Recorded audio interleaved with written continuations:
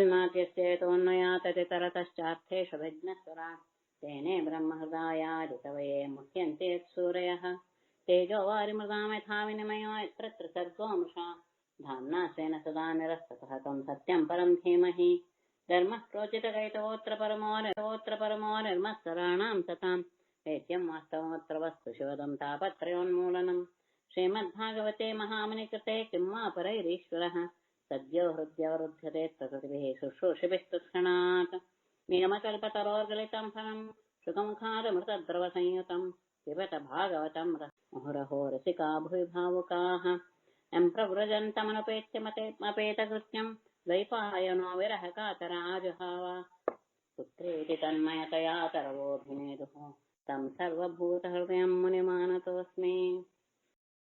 ದೇವತೆಗಳ ಪ್ರಾರ್ಥನೆಯಂತೆ ಹಿರಣ್ಯಕಶಿಪುವಿನ ಇಚ್ಛೆ ಏನು ಅನ್ನೋದು ನನಗೆ ಗೊತ್ತಿದ್ರು ದೇವತೆಗಳು ಹೇಳಿದ್ದನ್ನು ಕೇಳಿ ಆಯ್ತು ನಾನು ಹೋಗ್ತೇನೆ ಅಂತ ಹೋಗಿ ಅಲ್ಲಿ ಹಿರಣ್ಯಕಶಿಪುವನ್ನು ನೋಡಿದಾಗ ಅವನಿಗೆ ಆಶ್ಚರ್ಯ ಆಗೋಯ್ತು. ಇಂತಹ ಕಠಿಣ ತಪಸ್ಸನ್ನು ಮಾಡ್ತಾನೆ ಅಂತ ಆತನಿಗೆ ಆಶ್ಚರ್ಯ ಆಯ್ತು. ಯಾರಿಗೆ? ಬ್ರಹ್ಮನಿಗೆ. ಅದು ಇದರಲ್ಲಿ ಅಂದ್ರೆ ಎಂತಹ ದೃಢತೆ ಇರಬಹುದು ಹಿರಣ್ಯಕಶಿಪುವಿನಲ್ಲಿ ಎನ್ನುವುದನ್ನ ಗಮನಿಸ್ಕೊಳ್ಬೇಕು. ಆತನಿಗೆ ಮೊದಲಿನ ರೀತಿಯ ದೇಹವನ್ನು ಎಲ್ಲ ಕೊಟ್ಟು ಆತ ತನ್ನಗೆ ಆದಂತಹ ಸಂತೋಷವಾಗಿ ಪಡಿಸ್ತಾ ಇದ್ದಾಳೆ ಬ್ರಹ್ಮ. ನಿನಗೆ ಏನು ಬೇಕೋ ಅದನ್ನ ಕೇಳು, ನೀನು ಯಾವ ಉದ್ದೇಶದಿಂದ ತಪಸ್ಸು ಮಾಡಿದೆಯೋ ಅದು ನಿನಗೆ ಸಿದ್ಧಿಸಿದೆ, ನಿನ್ನ ಇಷ್ಟವಾದ ವರವನ್ನು ಕೇಳ್ಕೊ. ಯಾಕೆಂದ್ರೆ ನಿನ್ನ ಆ ದೃಢತೆಯನ್ನ ಮನೋಬಲವನ್ನು ನೋಡಿ ನನಗೆ ಆಶ್ಚರ್ಯ ಆಗುತ್ತಿದೆ. ಯಾಕೆಂದ್ರೆ ನಿನ್ನ ದೇಹದಲ್ಲಿರುವ ಎಲ್ಲಾ ಭಾಗಗಳು ಸಹ ಕ್ರಿಮಿಕೀಟಗಳಿಗೆ ಆಹಾರವಾಗಿಬಿಟ್ಟಿವೆ. ನಿನ್ನ ಪ್ರಾಣಿಗಳೆಲ್ಲವೂ ಸಹ ಅಸ್ಥಿರತವಾಗಿದೆ. ಇಂತಹ ತಪಸ್ಸನ್ನ ಹಿಂದೆ ಯಾವ ಋಷಿಗಳು ಮಾಡಿಲ್ಲ, ಮುಂದೆ ಯಾರು ಮಾಡೋದೂ ಇಲ್ಲ. ಯಾಕೆಂದ್ರೆ ದಿವ್ಯವಾದ ಅಂದ್ರೆ ದೇವತೆಗಳ ಮಾನ, ನಮ್ಮ ಮಾನ ಅಲ್ಲ, ನಮ್ಮ 100 ವರ್ಷ ಅಲ್ಲ, ದೇವತೆಗಳ 100 ವರ್ಷದ ನೀರು ಕುಡಿದೆ ತಪಸ್ ಮಾಡಿದೆಯಾ ಅಂದ್ರೆ ಅದು ಅತ್ಯಂತ ಕಠಿಣ. ನೀನು ಮಾಡಿದಂಥದ್ದನ್ನ ಕೆಲವರು ತುಂಬಾ ಅಂದ್ರೆ ಮನೋಬಲ ಇರೋರು ಮಾಡಬಹುದು, ಆದ್ರೂ ಅವ್ರಿಗೂ ಸಹ ಕಷ್ಟ ಸಾಧಿಸಿದೆ.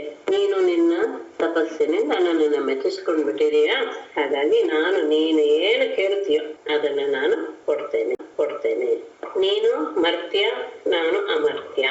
ಅಮರ್ತ್ಯನಾದ ನನ್ನ ದರ್ಶನ ನಿನಗೆ ಆಗಿರೋದು ಅದು ನಿಷ್ಫಲವಾಗೋದಿಲ್ಲ ಅಂತ ಹೇಳಿ ಅವನ ಶರೀರದ ಮೇಲೆ ತನ್ನ ಕಮಂಡಲುವಿನ ದಿವ್ಯವಾದಂತಹ ನೀರನ್ನು ಸಹ ಹಾಕಿ ಆತ ಮೊದಲೇನ ದೇಹವುಳ್ಳವನು, ಎಲ್ಲ ಅವಯವಗಳನ್ನು ಹೊಂದಿದವನು ಆತ. ಆಗ ಇಂದ್ರಿಯಗಳಿಗೂ ಸಹ ಎಲ್ಲ ಶಕ್ತಿ ಬಂತು.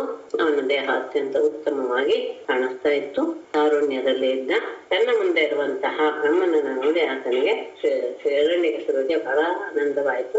ಅವನಿಗೆ ಸಾಷ್ಟಾಂಗ ನಮಸ್ಕಾರ ಮಾಡಿ ತಲೆಯನ್ನು ಅವನ ಪಾದಕ್ಕೆ ತಗಲಿಸಿ ಅವನಿಗೆ ಬಹಳ ಆನಂದವಾಗೋಯ್ತು. ತಾನು ಮಾಡಿದಂತಹ ತಪಸ್ಸಿಗೆ ಈ ರೀತಿ ಸಿದ್ಧಿ ಆಗಿದೆ ಅಂತ ಆತ ಹೇಳ್ತಾನೆ.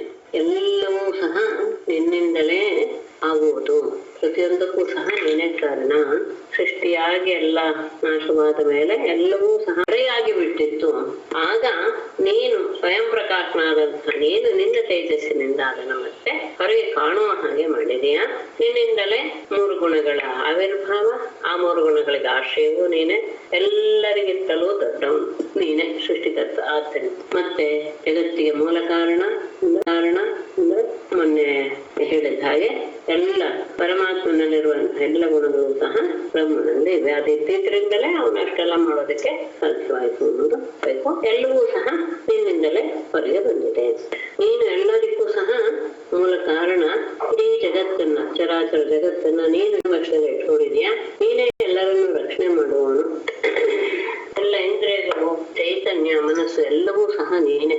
ತತ್ವ ರೂಪದಲ್ಲಿ ಇರುವವನು ನೀನೆ. ಪಂಚಭೂತಗಳಿಂದ ಅವರು ಆಗುವಂತಹ ಹತ್ತಾರು ವಿಷಯಗಳು ನೀನೆ. ಎಲ್ಲವೂ ಸಹ ಅಂದ್ರೆ ಜಗತ್ತಿನಲ್ಲಿ ನಾವು ಏನೇನೇನೇನು ನೋಡ್ತೀವೋ ಪ್ರಧಾನವಾದದ್ದು ಯಾರು? ವೈದಿಕ ಕಾಲಿರುವಂತಹ 4 ಜನ ಋತ್ವಿಜರು, ಅಂದ್ರೆ ವೇದಕ್ಕೆ ಅನುಗುಣವಾಗಿ ಹೋತಾಧ್ವರ್ಯ, ಬ್ರಹ್ಮ, ಉದ್ಗಾತ ಎಲ್ಲವೂ ಸಹ ನೀನೇ ಆಗಿದೆಯಾ. ಅಗ್ನಿಷ್ಠೋಮಾದಿ 7 ಯಜ್ಞಗಳನ್ನು ಸಹ ನೀನೆ ವಿಸ್ತಾರ ಮಾಡಿ ಅದನ್ನು ಬೆಳೆಸ್ತಾ ಇದೆಯಾ. ಎಲ್ಲರ ಆತ್ಮ ಅನಾದಿ ಅನಂತ ಸರ್ವಜ್ಞ ಸರ್ವಾಂತರ್ಯಾಮಿ ಎಲ್ಲ ಆಗಿದೆ. ಕಾಲಪುರುಷನು ನೀನೆ. ಹಾಗಾಗಿ ಆ ಕಾಲಪುರುಷನ ಕೆಲಸ ಎಲ್ಲರ ಆಯುಷ್ಯನ್ನು ಸಹ ಕ್ಷೀಣ ಮಾಡ್ತಾ ಇರೋದೆ, ಅದನ್ನು ನೀನು ಮಾಡ್ತಾ ಇದೀಯಾ. ಆದ್ರೆ ಸ್ವತಃ ನೀನು ನಿರ್ವಿಕಾರನಾಗಿದೆಯಾ. ಜ್ಞಾನ ಸ್ವರೂಪ ಪರಮೇಶ್ವರ, ಮತ್ತೆ ಜನ್ಮರಹಿತ, ಎಲ್ಲವೂ ನೀನೆ. ಆದ್ದರಿಂದ ಮಹಾನ್ ನೀನೆ. ಎಲ್ಲ ಜೀವಿಗಳಿಗೂ ಸಹ ಜೀವನವನ್ನು ಕೊಡುವಂತಹ ಯಾಗಿಯೂ ಇದೆಯ. ಕಾರ್ಯ ಕಾರಣ ಯಾವ್ದ್ಯಾವ್ದಿದೆಯೋ ನಿನಗಿಂತ ಬೇರೆ ಅಂತ ನಾವು ಯಾವ್ದ್ಯಾವ್ದನ್ನ ಭಾವಿಸಿದ್ದೇವೋ ಅದ್ಯಾವುದೂ ಸಹ ಬೇರೆ ಅಲ್ಲ. ಎಲ್ಲವೂ ನೀನೆ. ವಿದ್ಯೆಗಳು ನೀನೆ, ಕಲೆಗಳು ನೀನೆ, ಎಲ್ಲವೂ ಸಹ ನಿನ್ನ ಶರೀರದಲ್ಲಿಯೇ ಅಡಗಿ ಬಿಟ್ಟಿವೆ. ಮಾಯೆಯನ್ನು ಮೀರುವಂತಹ ಪರಮಾತ್ಮನು ಸಹ ನೀನೇ. ಇಡೀ ಆ ಹಿರಣ್ಯ ಗರ್ಭ ಅಂದ್ರೆ ಸ್ವರ್ಣಮಯವಾದಂತಹ ಬ್ರಹ್ಮಾಂಡ ನಿನ್ನಲ್ಲಿಯೇ ಅಡಗಿಕೊಂಡಿದೆ. ಅದನ್ನ ನೀನೇ ಪ್ರಕಟಪಡಿಸ್ತೀಯ. ಮತ್ತೆ ನಿನ್ನ ಶರೀರ ಯಾವುದು ಅಂದ್ರೆ ಇಡೀ ಬ್ರಹ್ಮಾಂಡವೇ ನಿನ್ನ ಶರೀರ. ನೀನು ಇಂದ್ರಿಯಗಳು, ಪ್ರಾಣ ಮನಸ್ಸು ಇವುಗಳಿಂದ ವಿಷಯಗಳನ್ನು ಸಹ ಅನುಭವಿಸ್ತಾ ಇರ್ತೀಯ. ಪುರಾಣ ಪುರುಷ, ಸ್ಥೂಲ ಸೂಕ್ಷ್ಮ ಎಲ್ಲವನ್ನೂ ಮೇಲಿರುವಂತಹ ಪರಬ್ರಹ್ಮ ಸ್ವರೂಪನೇ ನೀನು. ಚೇತನ ಅಚೇತನ ಎರಡೂ ಸಹ ನಿನ್ನ ಶಕ್ತಿಯೇ. ಇಡೀ ಜಗತ್ತನ್ನು ವ್ಯಾಪಿಸಿಕೊಂಡಿರುವಂತಹ ನಿನಗೆ ನಾನು ನಮಸ್ಕಾರ ಮಾಡ್ತೇನೆ ಅಂತ ಹೇಳಿ ತನಗೆ ಏನು ವರ ಬೇಕು ಅನ್ನೋದನ್ನ ಕೇಳ್ಕೊಂಡ.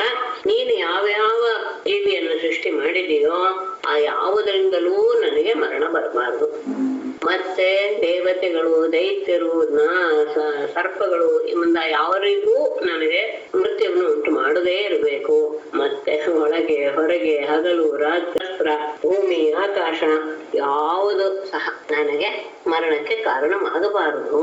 ಮತ್ತೆ ಅದು ಪ್ರಾಣಿ ಆಗದೇ ಇರುವಂತಹದ್ದು ಆಗಬಾರ್ದು, ಯಾವುದು ಸಹ ಆಗಬಾರ್ದು. ಎಲ್ಲರಿಗೂ ನಾನೊಬ್ಬನೇ ಏಕಚಕ್ರಾಧಿಪತಿಯಾಗಿರ್ಬೇಕು. ಅಷ್ಟದಿಕ್ಪಾಲಕರಲ್ಲಿ ಏನೇನೇನೇನು ಸಾಮರ್ಥ್ಯ ಇದೆಯೋ, ಅವ್ರಿಗೆ ಏನೇನು ಪ್ರಭಾವ ಇದೆಯೋ ಅದೆಲ್ಲವೂ ಸಹ ನನಗೆ ಬರಬೇಕು. ಮತ್ತೆ ತಪಸ್ವಿಗಳು, ಯೋಗಿಗಳು ಯಾವ ಯಾವ ಐಶ್ವರ್ಯವನ್ನ ಸಿದ್ಧಿಗಳನ್ನ ಪಡ್ಕೊಂಡಿದಾರೋ ಅದು ಎಲ್ಲ ನನಗೆ ಬರಬೇಕು ಅಂತ ವರವನ್ನ ಕೇಳಿದ. ಮುಗಿಸಿದ. ವರ ಕೊಟ್ಟ ತಕ್ಷಣ ಅವನ ಸ್ವಭಾವ ಏನು ಅರಿವು ಅಧ್ಯಾಯದಲ್ಲಿ. ಓಂ ನಮೋ ಭಗವತೆ ವಾಸುದೇವಾಯ. ದೈತ್ಯ ರಾಜಗೃಹಾಂತಿಕೆ ಸ್ವಲ್ಪ ಮಾಡ್ಕೊಂಡು ಭಗವಾನ್ ಕಾವ್ಯ ಅಸುರೈಃ ಪೌರೋಹಿತ್ಯಾಯ ಕೃತಃ ಕಿಲ ತಸ್ಯ ಚಂಡಾಮರ್ಕೌ ಸುತೌ ದೈತ್ಯರಾಜಗೃಹಾಂತಿಕೆ. ಹೇಳ್ಬೇಡ, ಆಮೇಲೆ ನಾರದ್ರ ಹೇಳ್ತಾರೆ ಯುಧಿಷ್ಠನಿಗೆ ಭಗವಾನ್ ಪೂಜ್ಯರಾದಂತಹ ಕಾವ್ಯ ಅಂದ್ರೆ ಶುಕ್ರಾಚಾರ್ಯ, ಆತನಿಗೆ ಕವಿ ಅಂತ ಹೆಸರು. ಶುಕ್ರಾಚಾರ್ಯರು ಅಸುರರಿಂದ ಪೌರೋಹಿತ್ಯಾಯ ವೃತಃ ತಮ್ಮ ಪುರೋಹಿತರನ್ನಾಗಿ ಮಾಡಿಕೊಂಡಿದ್ದರಲ್ಲವೇ. ಅಂದ್ರೆ ಅಸುರರಿಗೆ ಪುರೋಹಿತರು ಶುಕ್ರಾಚಾರ್ಯರು, ದೇವತೆಗಳಿಗೆ ಪುರೋಹಿತರು ಬೃಹಸ್ಪತಿಗಳು ಎನ್ನುವುದು ಮೊದಲಿಂದ ಪ್ರಸಿದ್ಧ. ಅವರಿಗೆ ತಸ್ಯ ಷಂಡಾಮರ್ಕವು ಸುತ, ಅವರಿಗೆ ಷಂಡ ಮತ್ತು ಅಮರ್ಕ ಎನ್ನುವಂತಹ ಇಬ್ಬರು ಮಕ್ಕಳಿದ್ದರು.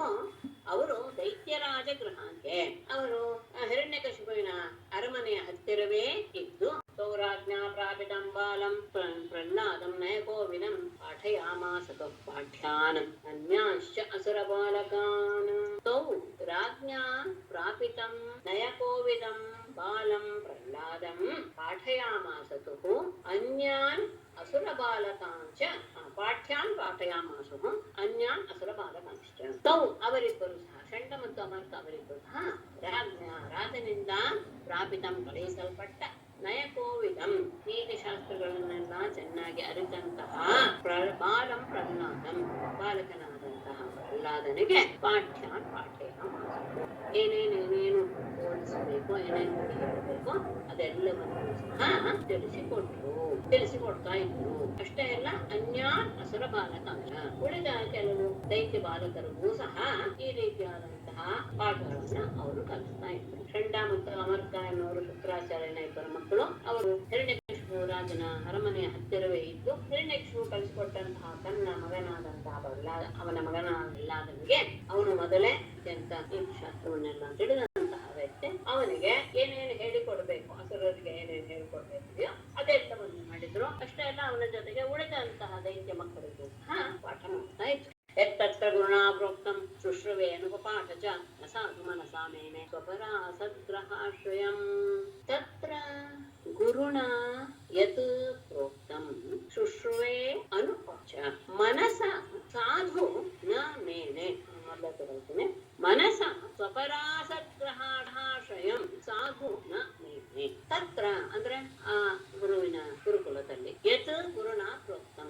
ಏನೇನನ್ನ ಗುರುಗಳು ಹೇಳ್ತಾ ಇದ್ರು ಅದೆಲ್ಲವನ್ನು ಸಹ ಶುಶ್ರೂಷೆ ಅದನ್ನ ಕೇಳಿಸ್ತಾ ಇದ್ದ.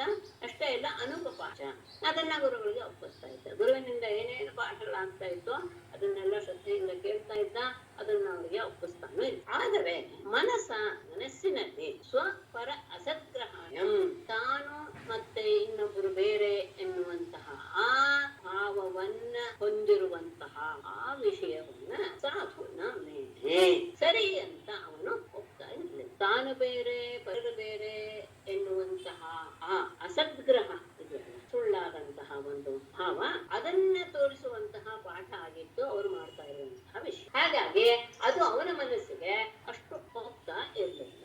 ಮನಸ್ಸಿನಲ್ಲಿ ಅವನಿಗೆ ಅದ್ರ ಬಗ್ಗೆ ಅಭಿಪ್ರಾಯವೇ ಇತ್ತು. ಆದ್ರೆ ಅವ್ರು ಏನು ಪಾಠ ಮಾಡ್ತಾ ಇದ್ರು ಅದನ್ನ ಸರಿಯಾಗಿ ಶ್ರದ್ಧೆಯಿಂದ ಕೇಳ್ತಿತ್ತು, ಅವ್ರಿಗೆ ಅದನ್ನ ಒಪ್ಪಿಸ್ತಾನು. ಅದ್ರ ಮನಸ್ಸು ಮಾತ್ರ ಅವ್ರು ಹೇಳ್ತಾ ಇರುವಂತಹ ವಿಷಯವನ್ನ ಒಪ್ಕೊಳ್ಳಕ್ಕೆ ಸಿದ್ಧವಿಲ್ಲ. ಏಕದಾಸುರರಾಟ್ ಪುತ್ರಂ ಅಂಕಮಾರೋಪ್ಯ ಪಾಂಡವ ಪ್ರಚ್ಛಕಥ್ಯತ ಮತ್ಸ ಮನ್ಯತೆ ಸಾಧು ಯದ್ಭವಾನ್. ಪಾಂಡವ ಏಕದ ಅಸುರರಾಟ್ ಪುತ್ರಂ ಅಂಕಂ ಆರೋಪ್ಯ ಪಪ್ರಚ್ಛ ವತ್ಸ ಯತ್ ಭವಾನ್ ಸಾಧು ಮನ್ಯತೆ ತಥ್ಯತ. ಪಾಂಡವ ಯುಧಿಷ್ಠಿರನೇ ಏಕದ ಒಮ್ಮೆ ಅಸುರರ ದೈತ್ಯರಾಜನಾದಂತಹ ಹಿರಣ್ಯಕಶಿಪುವು ಪುತ್ರಂ ಮಗನಾದ ಪ್ರಹ್ಲಾದನನ್ನು ಅಂಕಮಾರೋಪ್ಯ ತೊಡೆ ಮೇಲೆ ಕೂರಿಸಿಕೊಂಡು ಪಪ್ರಚ್ಛ ಕೇಳಿದ. ಏನಂತ? ವತ್ಸ ಮಗನೇ, ಯತ್ ಭವಾನ್ ಸಾಧು ಮನ್ಯತೆ, ನೀನು ಎಷ್ಟೋ ಈಗ ವಿಷಯವನ್ನು ಓದಿದ್ಯಲ್ಲ, ಅದರಲ್ಲಿ ಯಾವುದು ನಿನಗೆ ಒಳ್ಳೇದು ಅಂತ ಅನ್ನಿಸ್ಯೋ ಅದನ್ನ ತಥ್ಯತ ಹೇಳು. ಏನೇನು ಓದಿದ್ದಾನೆ ತನ್ನ ಮಗ ಎನ್ನುವುದರ ತಿಳ್ಕೊಳ್ಬೇಕು ಎನ್ನುವ ಅಭಿಪ್ರಾಯ ಬಂದಾಗ ಹಿರಣ್ಯಕಶಿಪು ಒಮ್ಮೆ ಅವನನ್ನ ತನ್ನ ತೊಡೆ ಮೇಲೆ ಕೂರಿಸಿಕೊಂಡು ಹೇಳಿದ, ನೀನು ಇಷ್ಟು ಎಲ್ಲ ಓದಿದೀಯಲ್ಲ, ಗುರುಗಳಿಂದ ಕೇಳಿದ್ಯಾ, ಅದರಲ್ಲಿ ನಿನಗೆ ಒಳ್ಳೇದು ಅಂತ ಯಾವ್ದು ಅನಿಸಿದ್ಯೋ ಅದನ್ನ ಹೇಳು. ಆಗ ಪ್ರಹ್ಲಾದ ವಾಚ ತತ್ಸಾಧು ಮನ್ಯೇ ಸುರವರ್ಯ ದೇಹಿನಾಂ ಸದಾ ಸಮುದ್ರಿಜ್ಞಸ್ಯ ಅಸದ್ಗ್ರಹಾತ್ ಹಿತ್ವಾತ್ಮಪಾತಂ ಗೃಹಮಂಧಕೂಪಂ ಪರಂ ಗತೋ ಯದ್ಹರಿಮಾಶ್ರಯೇತಃ. ಸುರವರ್ಯ ದೇಹಿನಾಂ ತತ್ ಸಾಧು ಮನ್ಯೇ, ಯಾವುದು ಬೇಡ, ತತ್ ಸಾಧು ಮನ್ಯೇ ಏನನ್ನ ಹೇಗೆ? ಸದಾ ಅಸದ್ಗ್ರಹಾತ್ ಸೌದ್ವಿಗ್ನಧಿಯಾಂ ದೇಹಿನಾಂ ಅಂತ ಎಲ್ಲ ಆತ್ಮಪಾತಂ ಹಿತ್ವಾ ಆತ್ಮಪಾತಂ ಅಂಧಕೂಪಂ ಗೃಹಂ ಹಿತ್ವಾ ವನಂ ಗತಃ ಯತ್ ಹರಿಂ ಆಶ್ರಯೇತ. ಅಸುರವರ್ಯ ಅಸುರ ಶ್ರೇಷ್ಠನೇ ದೇಹಿನಾಂ, ಅಲ್ಲೇ ನಾನು ಸ್ವಲ್ಪ ವಚನಿಸ್ತೇನೆ, ಸದಾ ಸಮುದ್ವಿಗ್ನತೆಯಾಂ ದೇಹಿನಾ, ಯಾವಾಗಲೂ ಸಹ ಅಸದ್ಗ್ರಹಾತ್ ಸದಾ ಸಮುದ್ವಿಗ್ನತೆಯಾಂ.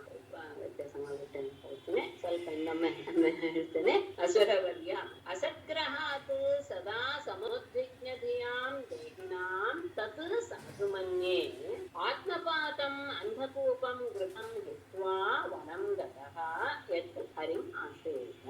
ಎತ್ತು ಮತ್ತೆ ತಗೊಳ್ಬೇಕು. ದೇಹಿನಾಂ ಅಸುರವರ್ಯಾರ ಅಸುರ ಶ್ರೇಷ್ಠನೇ, ದೇಹಿನಾಂ ಜೀವಿಗಳಿಗೆ, ಎಂತಹ ಜೀವಿಗಳು? ಅಸದ್ಗ್ರಹ, ಯಾವುದೋ ಒಂದು ಸುಳ್ಳನ್ನೇ ನಿಜ ಅಂತ ಭಾವಿಸಿ ಸದಾ ಸಮುದ್ವಿಗ್ನಧಿಯಾಂ, ಯಾವಾಗಲೂ ಸಹ ಪ್ರಪಂಚದಲ್ಲಿ ಉದ್ವಿಗ್ನರಾಗಿಯೇ ಇರ್ತಾ ಇರುವಂತಹ ಅವರಿಗೆ ತತ್ವ ಸಾಧು ಮನ್ಯೆ, ಅದು ಸರಿ ಅಂತ ಭಾವಿಸ್ತೇನೆ. ಎದ್ದು ಯಾವುದೆಂದರೆ ಆತ್ಮಪಾತಂ, ತಮ್ಮ ಅಧಃಪತನಕ್ಕೆ ಕಾರಣವಾದಂತಹ ಅಂಧಕೂಪಂ, ಕತ್ತಲೆಯ ಬಾವಿಯಂತಿರುವಂತಹ ಮನೆಯನ್ನ ಹಿತ್ವ ತೊರೆದು ವನಂಗತಃ ಕಾಡಿಗೆ ಹೋಗಿ ಹರಿಂ ಆಶ್ರಯೇತ, ಹರಿಯನ್ನ ಪರಮಾತ್ಮನನ್ನ ಆಶ್ರಯಿಸಬೇಕು. ಇದು ನಾನು ಸರಿ ಅಂತ ತಿಳ್ಕೊಂಡಿದ್ದೇನೆ.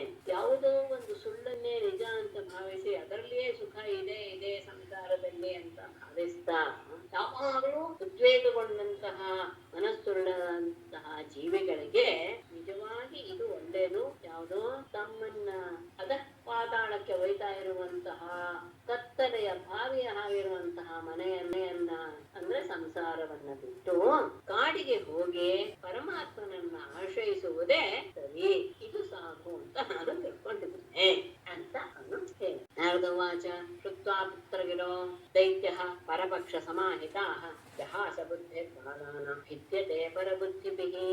ಪರಪಕ್ಷ ಸಮಾಹಿತಾಃ ಪುತ್ರಗಿರಃ ಶ್ರುತ್ವಾ ದೈತ್ಯಃ ಜಹಾಸ ಪರಬುದ್ಧಿಭಿಃ ಬಾಲಾನಾಂ ಬುದ್ಧಿಃ ಭಿದ್ಯತೆ. ಅವನು ಅನ್ಕೊಂಡ ಯಾರೋ ಇವನ ಮನಸ್ಸಿಗೆ ವಿಷವನ್ನು ತುಂಬಿದ್ದಾರೆ. ಪರಪಕ್ಷ ಸಮಾಹಿತ, ಪರಪಕ್ಷ ಅಂದ್ರೆ ಇವನಿಗೆ ಶತ್ರು ಪಕ್ಷ ಯಾರೋ ಹರಿ. ಹಾಗಾಗಿ ಪರಪಕ್ಷ ವಿಷ್ಣುವನ್ನ ಅಥವಾ ಪರಮಾತ್ಮನನ್ನ ಆಶ್ರಯಿಸಿ ಅದೇ ಸರಿ ಅಂತ ಹೇಳಿದಂತಹ ಪುತ್ರಗಿರಹ ಪ್ರಹ್ಲಾದನ ಮಾತುಗಳನ್ನ ಶುದ್ಧ ಕೇಳಿ ದೈತ್ಯ ಹಿರಣ್ಯಕಶಿಪು ಜಹಾಸ ಜೋರಾಗಿ ನಕ್ಕು ಬಿಟ್ಟ. ಶತ್ರುವಾದಂತಹ ಹರಿಯನ್ನ ಆಶ್ರಯಿಸಬೇಕು ಅಂತ ಹೇಳಿದಂತಹ ಈ ಮಾತುಗಳನ್ನು ಕೇಳಿ ಅವನೇನು ಬಂದ್ಬಿಡ್ತು. ಅವನು ಅನ್ಕೊಂಡ ಪರಬುದ್ಧಿ ಬಿಗಿ ಇನ್ಯಾರೋ ಅಂದ್ರೆ ತನಗೆ ಆಗದೇ ಇರುವಂತಹವರ ಬುದ್ಧಿಗಳಿಂದ ಬಾಲಾನ ಬುದ್ಧಿಗೆ ಬಿದ್ದಿದೆ, ಮಕ್ಕಳ ಬುದ್ಧಿ ನಾಶವಾಗಿ ಬಿಡುತ್ತೆ. ಯಾರೋ ಇವನಲ್ಲಿ ಆ ರೀತಿಯಾದ ಪ್ರೇರೇಪಣೆ ಮಾಡಿದ್ದಾರೆ ಅನ್ಸುತ್ತೆ ನನ್ನ ಶತ್ರುಗಳು, ಅವರ ಬುದ್ಧಿಯಿಂದ ನನ್ನ ಮಗನ ಬುದ್ಧಿಯೂ ಸಹ ಕೆಟ್ಟು ಹೋಗಿದೆ ಅಂತ ಅವನು ಭಾವಿಸಿ ಹಾಗೆ ಅನ್ಕೊಂಡಾಗ ಅವನು ತನ್ನ ಆ ಮಗನ ಗುರುಗಳಿಗೆ ಆದೇಶ ಮಾಡಿದ. ಸಮ್ಯಕ್ ವಿಧಾರ್ಯತಾಂ ಬಾಲಃ ಗುರುಗೇಃ ದ್ವಿಜಾತಿಭಿಃ ವಿಷ್ಣು ಪಕ್ಷೇ ಪ್ರತಿಚ್ಛನ್ನೈಃ ನವಿತ್ಯೇತಾಸ್ಯ ಧೀರ್ಯಥಾ. ಗುರುಗೇಃ ವಿಷ್ಣು ಪಕ್ಷೈಃ ಪ್ರತಿಚ್ಛನ್ನೈಃ ದ್ವಿಜಾತಿಭಿಃ ಬಾಲಃ ಸಮ್ಯಕ್ ವಿಧಾರ್ಯತಾಂ ಅಸ್ಯ ಧೀಃ ಯಥಾ ವಿದ್ಯೇತ. ಗುರುಗೇಃ ಗುರುಗಳ ಮನೆಯಲ್ಲಿ ವಿಷ್ಣು ಪಕ್ಷೈಃ ವಿಷ್ಣುವಿನ ಪಕ್ಷದವರಾದಂತಹ ಪ್ರತಿಚ್ಛನ್ನೈಃ ವೇಷ ಮರೆಸಿಕೊಂಡಂತಹ ವಿಜಾತಿಗೆ ಮನರಿಂದ ಬಾಲಃ ಹುಡುಗನು ಕೆಟ್ಟು ಹೋಗಿದ್ದಾನೆ ಅನ್ಸುತ್ತೆ. ಅದರಿಂದ ಸಮ್ಯಕ್ ವಿಧಾರ್ಯತಾಂ ಅಂದ್ರೆ ಮಗನ ವಿಷಯದಲ್ಲಿ ನೀವು ಸ್ವಲ್ಪ ಎಚ್ಚರವಾಗಿ ಇರಿ. ಅಸ್ಯ ಧೀಹಿ ಈ ಹುಡುಗನ ಬುದ್ಧಿ ಯಥಾ ನ ವಿದ್ಯೇತ ಇವನ ಬುದ್ಧಿ ಕೆಡದೇ ಇರುವ ಹಾಗೆ ನೀವು ಅದನ್ನ ಗಮನಿಸ್ಕೋಬೇಕು. ಯಾರಿದ್ದಾರೆ ಹುಡುಗರ ಮನೆಯಲ್ಲಿ ವಿಷ್ಣುವಿನ ಪಕ್ಷದವರಾದ ಯಾರೋ ವಾಸ ಮಾಡ್ತಾ ಇರ್ಬೋದು ಬೇರೆ ವೇಷ ಹಾಕೊಂಡು, ಅದನ್ನ ನೀವು ಸರಿಯಾಗಿ ತಿಳಿದು ಇವನ ಬುದ್ಧಿ ಕೆಡದೇ ಇರುವ ಹಾಗೆ ನೀವು ನೋಡ್ಕೊಳ್ಳಿ ಈಗ ಆ ಗುರುಗಳಿಗೆ ಹೆಂಡ ಮತ್ತು ಅಮರ್ಕರಿಗೆ ಆದೇಶವನ್ನು ಕೊಟ್ಟು. ಆಗ ಗೃಹಮಾನೇಕಮಾಹೂಯ ಪ್ರಹ್ಲಾದಂ ದೈತ್ಯಯಾಜಕಾಃ ಯಶಸ್ಯ ಶ್ರಕ್ಷ್ಮಯಾ ವಾಚಾ ಸಮಪೃಚ್ಛಂತ ಸಾಮಭಿಃ. ದೈತ್ಯಯಾಜಕಾಃ ಗೃಹಮಾನೇತಂ ಪ್ರಹ್ಲಾದಂ ಪ್ರಶಸ್ಯ ಶ್ಲಕ್ಷ್ಣಯಾ ವಾಚಾ ಸಾಮಭಿಃ ಸಮಪೃಚ್ಛಂತ. ದೈತ್ಯರಿಗೆ ಸಂಬಂಧಪಟ್ಟಂತಹ ಅವರು ಪುರೋಹಿತರು ಗೃಹಂ ಆನೇತಂ ಮನೆಗೆ ಕರೆದುಕೊಂಡು ಬಂದಂತಹ ಪ್ರಹ್ಲಾದನನ್ನ ಪ್ರಶಸ್ಯ ಅವನನ್ನ ಹೊಗಳುತ್ತಾ ಶ್ಲಕ್ಷ್ಣಯಾ ವಾಚ ಮೃದುವಾದ ಮಾತಿನಿಂದ ಸಾಮಭಿಃ ಸಮಾಧಾನವಾಗಿ ಅವನನ್ನ ಮೆಚ್ಚಿಸುವ ರೀತಿಯಲ್ಲಿ ಸಮಪೃಚ್ಛಂತ ಕೇಳ್ತಾ ಬಂದ್ರು. ಅಂದ್ರೆ ಅವನು ನಿಜ ಹೇಳ್ಬೇಕು, ಹಾಗಾಗಿ ಅತ್ಯಂತ ಮೃದುವಾದಂತಹ ಮಾತುಗಳಿಂದ ಅವನನ್ನ ಕರೆದುಕೊಂಡು ಬಂದು ಅವನನ್ನು ಮೊದಲು ಹೊಗಳಿ ಒಳ್ಳೆಯ ಮಾತಿನಿಂದ ಕೇಳಿದ್ರು. ವತ್ಸ ಪ್ರಹ್ಲಾದ ಭದ್ರಂತೆ ಸತ್ಯಂ ಕಥೆ ಮಾ ಮೃಷ ಬಾಲ ನಟಿ ಕುತಸ್ತುಭ್ಯಂ ಏಷ ಬುದ್ಧಿ ವಿಪರ್ಯಯಃ. ವತ್ಸ ಪ್ರಹ್ಲಾದ ತೇ ಭದ್ರಂ ಸತ್ಯಂ ಕಥಯ ಮಾ ಮೃಷ ಬಾಲಾನ್ ಅತಿ ತುಭ್ಯಂ ಏಷಃ ಬುದ್ಧಿ ವಿಪರ್ಯಯಃ ಕುತಃ. ವತ್ಸ ಪ್ರಹ್ಲಾದ ಮಗನಾದ ಪ್ರಹ್ಲಾದನೇ ತೇ ಭದ್ರಂ ನಿನಗೆ ಒಳ್ಳೆಯದಾಗಲೇ ಸತ್ಯಂ ಕಥೆಯ ನೀನು ನಿಜವನ್ನೇ ಹೇಳಬೇಕು ಮಾಮೃಷ ಸುಳ್ಳನ್ನ ಆಡಬೇಡ. ಏನು ಬಾಲಾನ್ ಅತಿ ಎಲ್ಲ ಬಾಲಕರನ್ನು ಮೀರಿ ತುಭ್ಯಂ ನಿನಗೆ ಏಷಃ ಬುದ್ಧಿ ವಿಪರ್ಯಯ ಈ ರೀತಿಯಾದಂತಹ ವ್ಯತ್ಯಾಸವಾದ ಬುದ್ಧಿಯು ಕುತಃ ಎಲ್ಲಿಂದ ಬಂತು. ಅಂದ್ರೆ ಯಾವ ಮಕ್ಕಳಿಗೂ ಇಲ್ಲ ಈ ರೀತಿಯಾದ ಬುದ್ಧಿ. ಎಲ್ಲ ಮಕ್ಕಳನ್ನು ಮೀರಿದಂತಹ ನಿನಗೆ ಮಾತ್ರ ಈ ರೀತಿಯಾದಂತಹ ಬುದ್ಧಿ ಬರೋದಕ್ಕೆ ಕಾರಣ ಏನು? ನಿಜ ಹೇಳು, ಸುಳ್ಳು ಹೇಳ್ಬೇಡ. ನಿನ್ನದೇ ಬುದ್ಧಿನೋ ಅಥವಾ ಇನ್ಯಾರಾದ್ರೂ ಏನಾದ್ರು ಬುದ್ಧಿಭೇದ ಪರಕೃತಃ ಸುತಾ ಹೋತೆ ತಥೋ ಭವತ್ ಭಣ್ಯತಾಂ ಶ್ರೋತುಕಾಮಾನಾಂ ಗುರುಣಾಂ ಕುಲನಂದನ ಶ್ರೋತುಕಾಮಾನಾಂ ಗುರುಣಾಂ ಭಣ್ಯತಾಂ ಬುದ್ಧಿಭೇದಃ ಪರಕೃತಃ ಉತಾಹೋ ಸ್ವತಃ ತೇ ಅಭವತ್. ಕುಲನಂದನ ಕುಲಕ್ಕೆ ಅತ್ಯಂತ ಶ್ರೇಷ್ಠನಾದ ಮಗನೇ, ಶ್ರೋತುಕಾಮಾನಾಂ ಗುರುಣ ತಿಳಿಯಲು ಬಯಸಿದಂತಹ ಗುರುಗಳಿಗೆ ಅನ್ಯತಾ ನೀನು ಹೇಳು. ಅಂದ್ರೆ ನಿನ್ನ ಈ ವ್ಯವಹಾರಕ್ಕೆ ಕಾರಣ ಏನು ಅನ್ನೋದನ್ನ ಕೇಳೋದಕ್ಕೆ ನಾವು ಇಷ್ಟಪಡ್ತಾ ಇದ್ದೇವೆ. ಈ ನನಗೆ ಹೇಳು. ಪರಕೃತಃ ಬುದ್ಧಿಭೇದ ಬೇರೆ ಯಾರಾದ್ರೂ ನಿಮಗೆ ಪ್ರಚೋದನೆ ಮಾಡಿ ಬುದ್ಧಿಯನ್ನ ಬದಲಾಯಿಸಿದ್ರೋ ಅಥವಾ ಸ್ವತಃ ತೇ ಅಭವತ್ ಸಹಜವಾಗಿಯೇ ನಿನಗೆ ಈ ರೀತಿಯಾದ ಬುದ್ಧಿ ಉಂಟಾಯಿತು. ಬೇರೆ ಯಾರಾದ್ರೂ ಬಂದು ನಿನ್ನ ಬುದ್ಧಿಯನ್ನ ಹೇಗೆ ಕೆಡಿಸಿದಾರೋ ಅಥವಾ ನಿನ್ನಲ್ಲಿಯೇ ಈ ರೀತಿಯಾದಂತಹ ಬುದ್ಧಿ ಉಂಟಾಯಿತೋ ಇದನ್ನ ನಾನು ಕೇಳಬೇಕು ಅಂತ ಇಷ್ಟಪಟ್ಟಿದ್ದೇವೆ, ನೀನು ಹೇಳು ಅಂತ ಪ್ರಹ್ಲಾದನನ್ನ ಪ್ರಶ್ನೆ ಮಾಡಿದ್ರು. ಯಾರು? ಆ ದೈತ್ಯ ಪುರೋಹಿತ. ಒಂದಿನ ವಿಷಯವನ್ನ ಅದು ವಿಷಯ ಗಂಭೀರವಾದಂತ ಪ್ರಹ್ಲಾದ ವಾಚ ಸ್ವಃ ಪರಶ್ಚೇತ್ಯವದ್ಗ್ರಾಹಃ ಪುಂಸಾಮ್ಯನ್ಮಾಯಯಾ ತತಃ ಮೋಹಿತ ಧಿಯಾಂ ದೃಷ್ಟಃ ತಸ್ಮೈ ಭಗವತೆ ನಮಃ. ಯನ್ಮಾಯಯಾ ಪುಂಸಾಂ ಸ್ವಹ ಪರಹ ಚ ಇತಿ ಅಸದ್ಗ್ರಾಹಃ ಸಹ ವಿಮೋಹಿತತೆಯಾಂ ಭವತಾಮೇನು ಶಬ್ದವನ್ನು ಸೇರಿಸಿಸ್ಕೊಳ್ಬೇಕು ಅಂದ್ರೆ ಒಳ್ಳೇದು. ದೃಷ್ಟಃ ತಸ್ಮೈ ಭಗವತೆ ನಮಃ. ಯನ್ಮಾಯೆಯ ಯಾವ ಪರಮಾತ್ಮನ ಮಾಯೆಯಿಂದ ಪುಂಸಾಂ ಮನುಷ್ಯರಿಗೆ ಸ್ವಹ ಪರಹ ಚ ಇತಿ ಅಸದ್ಗ್ರಾಹಃ ಇವನು ನನ್ನವನು ಇವನು ಬೇರೆಯವನು ಎನ್ನುವಂತಹ ಕೆಟ್ಟ ಭಾವವು ಕೃತಃ ಉಂಟಾಗುತ್ತೋ, ಯಾರ ಮಾಯೆಯಿಂದ ಈ ರೀತಿಯಾದಂತಹ ಭಾವ ವಿಮೋಹಿತ ಧಿಯಾಂ ಮೋಹಗೊಂಡಂತಹ ಬುದ್ಧಿಯುಳ್ಳಂತಹ ನಿಮ್ಮ ವಿಷಯದಲ್ಲಿಯೂ ಸಹ ಅದನ್ನ ನಾನು ದೃಷ್ಟ ನೋಡಿದೆ. ಆ ಅಸದ್ಗ್ರಾಹ ಎನ್ನುವುದು ನಿಮ್ಮಲ್ಲಿಯೂ ಸಹ ಅದು ಕಂಡು ಬರ್ತಾ ಇದೆ. ತಸ್ಮೈ ಭಗವತೆ ನಮಃ. ಅಂತಹ ಮಾಯೆಯನ್ನ ತನ್ನ ಅಧೀನದಲ್ಲಿ ಇಟ್ಕೊಂಡಂತಹ ಪರಮಾತ್ಮನಿಗೆ ನಮಸ್ಕಾರ ಮಾಡ್ತೇನೆ. ಯಾವ ಪರಮಾತ್ಮನ ಮಾಯೆಯಿಂದ ಜೀವಿಗಳೆಲ್ಲರಿಗೂ ಸಹ ನನ್ನವನು ಬೇರೆಯವನು ಎನ್ನುವಂತಹ ಮೋಹ ಉಂಟಾಗಿ ಆ ರೀತಿಯಾಗಿ ಅವರು ನಡ್ಕೊಳ್ತಾರೆ. ಅದು ನಿಜವಾಗ್ಲೂ ಅಸತ್ ಇರೋದು ಒಂದೇ ವಸ್ತು, ಆದ್ರೆ ಬೇರೆಯ ರೀತಿಯಲ್ಲಿ ಅವರು ಅದನ್ನು ಗ್ರಹಿಸಿಕೊಂಡು ಮಾಯೆಗೆ ಒಳಗಾಗಿ ಆ ರೀತಿಯಾಗಿ ವ್ಯವಹಾರ ಮಾಡ್ತಾರೆ. ಆ ರೀತಿಯ ಮೋಹಗೊಂಡಂತಹ ಬುದ್ಧಿಯು ನಾನು ನಿಮ್ಮಲ್ಲಿಯೂ ಸಹ ಈಗ ಕಂಡೆ. ಅಂದ್ರೆ ನಿಮ್ಮಲ್ಲಿಯೇ ಉಂಟಾಯ್ತು, ಬೇರೆಯವರು ಹೇಳಿದ್ರು ಇತ್ಯಾದಿ ಮಾತಾಡೋದ್ರಲ್ಲ, ಅದು ನನಗೆ ನಿಮ್ಮಲ್ಲಿಯೂ ಸಹ ಕಾಣಿಸ್ತು. ಅಂತಹ ಮಾಯೆಗೆ ಒಡೆಯನಾದ ಮಾಯೆಯನ್ನ ತನ್ನಲ್ಲಿಟ್ಕೊಂಡಿದ್ದ ಪರಮಾತ್ಮನಿಗೆ ಅಂತ ಹೇಳಿ, ಈ ರೀತಿಯಾದಂತಹ ಮಾಯೆ ಯಾವಾಗ ಹೋಗುತ್ತೆ? ದಯದಾನುರತ ಪುಂಸಾಂ ಶುಬುದ್ಧಿರ್ ವಿಭಿದ್ಯತೆ ಅನ್ಯೇಷ ತಥಾನ್ಯೋಹಮಿತಿ ಭೇದಗತಾ ಸತಿ. ಸಹ ಯದಾ ಅನುರತಃ ಪುಂಸಾಂ ಅನ್ಯಃ ಏಷಃ ಅನ್ಯಃ ತಥಾ ಅಹಂ ಅನ್ಯಃ ಇತಿ ಭೇದಗತಾ ಅಸತಿ ಪಶುಬುದ್ಧಿಃ ವಿಭಿದ್ಯತೆ. ಈ ರೀತಿಯಾದಂತಹ ಭಾವ ಉಂಟಾಗೋದು ಅವನ ಮಾಯೆಯಿಂದ. ಆದರೆ ಅವನಿಂದಲೇ ಅದು ಹೋಗ್ಬಿಡುತ್ತೆ ಯಾವಾಗ? ಸಹಯದ ಅನುರತಃ ಆ ಪರಮಾತ್ಮ ಯಾವಾಗ ನಮ್ಮ ಮೇಲೆ ಅನುಕಂಪೆಯನ್ನು ತೋರ್ತಾನೋ ಆಗ ಪುಂಸಾಂ ಮನುಷ್ಯರಿಗೆ ಅನ್ಯಃ ಏಷಃ ಇವನು ಬೇರೆಯವನು, ಅಹಂ ಅನ್ಯಃ ತಥಾ ಅಹಂ ಅನ್ಯಃ ಹಾಗೆ ನಾನು ಸಹ ಬೇರೆಯವನು ಇತಿ ಈ ರೀತಿಯಾದಂತಹ ಭೇದಗತ ಭೇದವನ್ನ ಉಂಟು ಮಾಡುವಂತಹ ಅಸತಿ ಪಶುಬುದ್ಧಿ ಇಲ್ಲದೆ ಇರುವಂತಹ ಪಶುಗಳಿಗೆ ಮಾತ್ರ ಈ ರೀತಿಯಾದಂತಹ ಬುದ್ಧಿ ಉಂಟಾಗುತ್ತೆ. ಆ ರೀತಿಯ ಪಶುಬುದ್ಧಿಯು ವಿಭಿದ್ಯತೆ ನಾಶವಾಗಿ ಬಿಡುತ್ತೆ. ಇದು ನನ್ನದು ನನ್ನವನು ಇತ್ಯಾದಿ ಎಲ್ಲ ಬರುವಂತಹ ಬುದ್ಧಿ ಪಶುಗಳಿಗೆ ಜೀವಿಗಳಿಗೆ ಅವುಗಳಿಗೆ ಆ ಜ್ಞಾನ ಇರೋದಿಲ್ಲ, ಅವುಗಳು ಆ ರೀತಿಯಾಗಿ ವ್ಯವಹಾರ ಮಾಡುತ್ತೆ. ಆದರೆ ಮಾಯೆಯಿಂದ ಮನುಷ್ಯರಿಗೂ ಆ ರೀತಿಯಾದಂತಹ ಬುದ್ಧಿ ಬರುತ್ತೆ. ಆದ್ರೆ ಪರಮಾತ್ಮ ಯಾವಾಗ ನಮಗೆ ಅನುಕೂಲನಾಗಿ ಇರ್ತಾನೋ ಆ ಸಂದರ್ಭದಲ್ಲಿ ಇವನು ಬೇರೆ ನಾನು ಬೇರೆ ಎನ್ನುವಂತಹ ಆ ಭೇದ ಭಾವವನ್ನು ಉಂಟು ಮಾಡುವಂತಹ ಮಿಥ್ಯಾ ಬುದ್ಧಿಯೋ ಅಂದ್ರೆ ಪಶು ಬುದ್ಧಿಯೋ ನಿತ್ಯತೆ ಹೊರಟು ಹೋಗುತ್ತೆ. ಯಾರಿಂದ ಆ ರೀತಿಯ ಬುದ್ಧಿ ಬರೋ ಕಾರಣವಾಯಿತು ಅಂದ್ರೆ ಯಾರ ಮಾಯೆಯಿಂದ ಅವನೇ ನಮಗೆ ಅನುಕೂಲನಾಗಿದ್ದಾಗ ಆ ಮಾಯೆ ದೂರವಾಗಿ ನಮಗೆ ನಿಜವಾದಂತಹ ಜ್ಞಾನ ಬರುತ್ತದೆ. ಆದರೆ ನೀವು ಹೇಳೋ ಪ್ರಕಾರ ಇದೆಯಲ್ಲ, ನನಗೆ ಯಾಕೆ ಈ ರೀತಿ ಬುದ್ಧಿ ಬಂತ ಅದನ್ನು ಹೇಳ್ತೀನಿ. ಸಯೇಷಾತ್ಮ ಸ್ವಪರೇತ್ಯ ಬುದ್ಧಿಭಿಃ ದುರತ್ಯಯಾನುಕ್ರಮಣೋ ನಿರೂಪ್ಯತೆ ಮುಹ್ಯಂತಿ ಯದ್ವರ್ತ್ಮನಿ ವೇದಮಾದಿನಃ ಪ್ರಮಾದಯೋ ಹ್ಯೇಷ ಭಿನತ್ತಿ ಮೇ ಮತಿಂ. ಸಹ ಏಷಃ ಆತ್ಮಸ್ವಪರೇತಿ ಅಬುದ್ಧಿಭಿಃ ನಿರೂಪ್ಯತೆ ಯದ್ವರ್ತ್ಮನೆ ವೇದಮಾದಿನಃ ಬ್ರಹ್ಮಾದಯಃ ಮುಹ್ಯಂತಿ ದುರತ್ಯಾಯಾನುಕ್ರಮಣಃ ಏಷಃ ಮೇ ಮತಿಂ ಭಿನತ್ತಿ ಹಿ. ಸ ಏಷಃ ಆ ಪರಮಾತ್ಮನೇ ಆತ್ಮಸ್ವಪರೇತಿ ಈ ಆತ್ಮನೇ ನನ್ನವನು ಬೇರೆಯವನು ಎನ್ನುವಂತಹ ಭಾವ ಅಬುದ್ಧಿಭಿಃ ತಿಳುವಳಿಕೆ ಇಲ್ಲದೆ ಇರುವುದರಿಂದ ನಿರೂಪಿಸಲ್ಪಡ್ತಾನೆ. ಇರೋದು ಒಂದೇ ಆತ್ಮ, ಅವನು ಬೇರೆ ತನ್ನವನು ಎನ್ನುವಂತಹ ಭಾವ ಬರೋದು ಯಾವಾಗ? ಅಜ್ಞಾನದಿಂದ ಹಾಗೆ ನಿರೂಪಿಸಲ್ಪಡ್ತಾನೆ.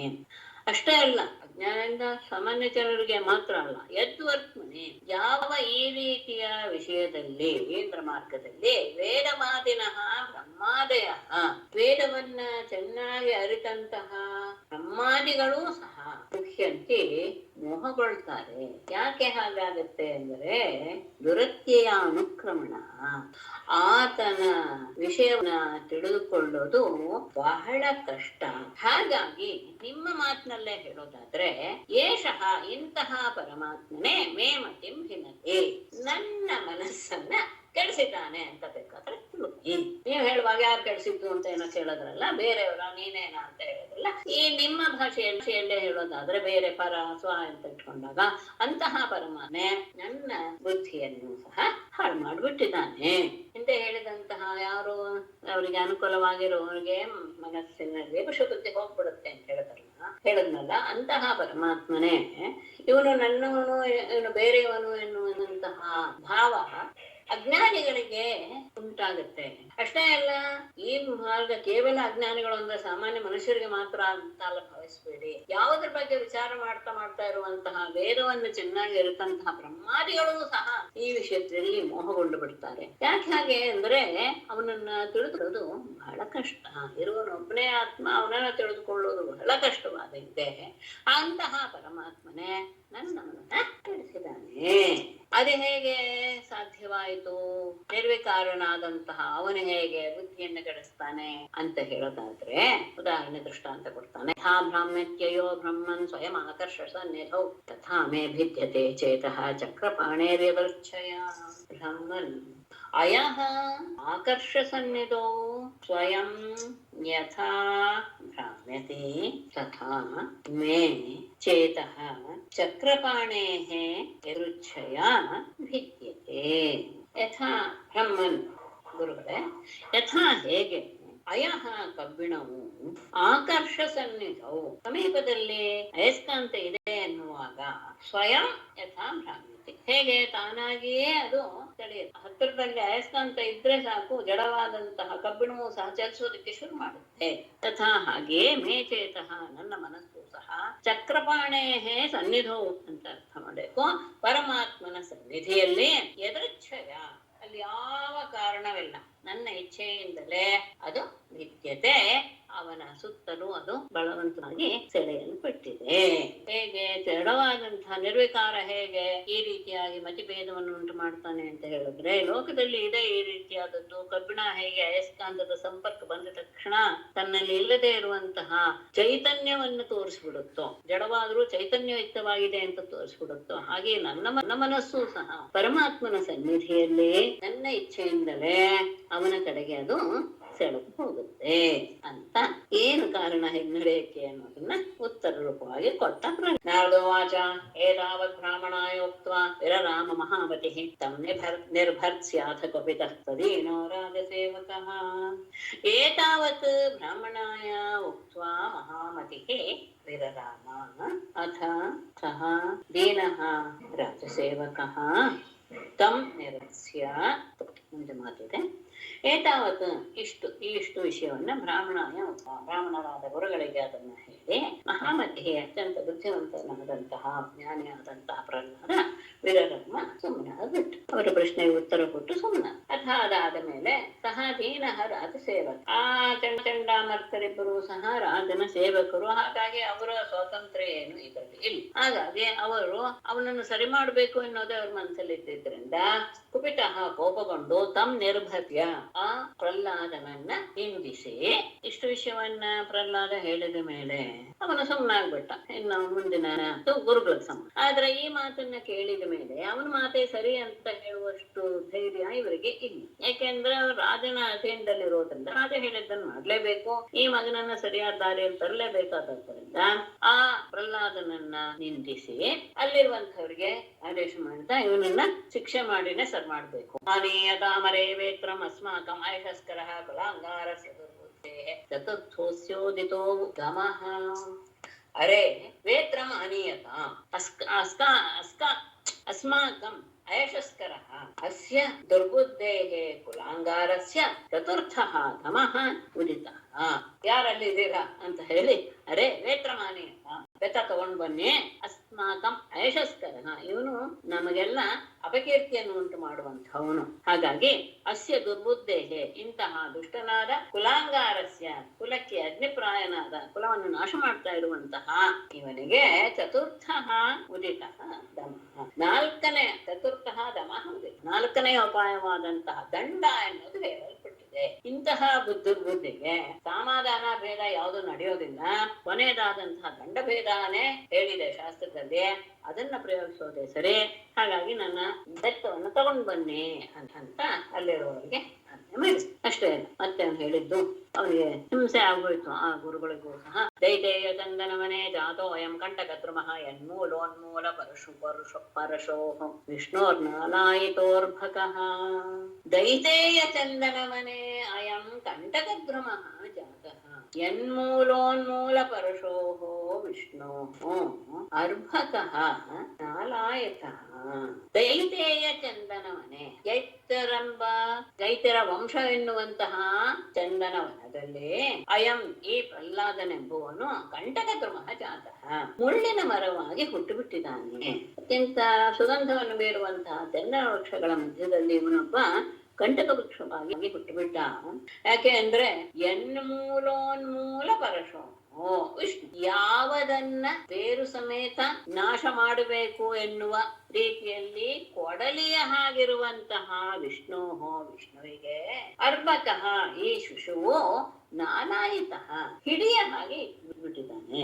ಕಾವು ಅಂತ ಹೇಳ್ತಾರೆ.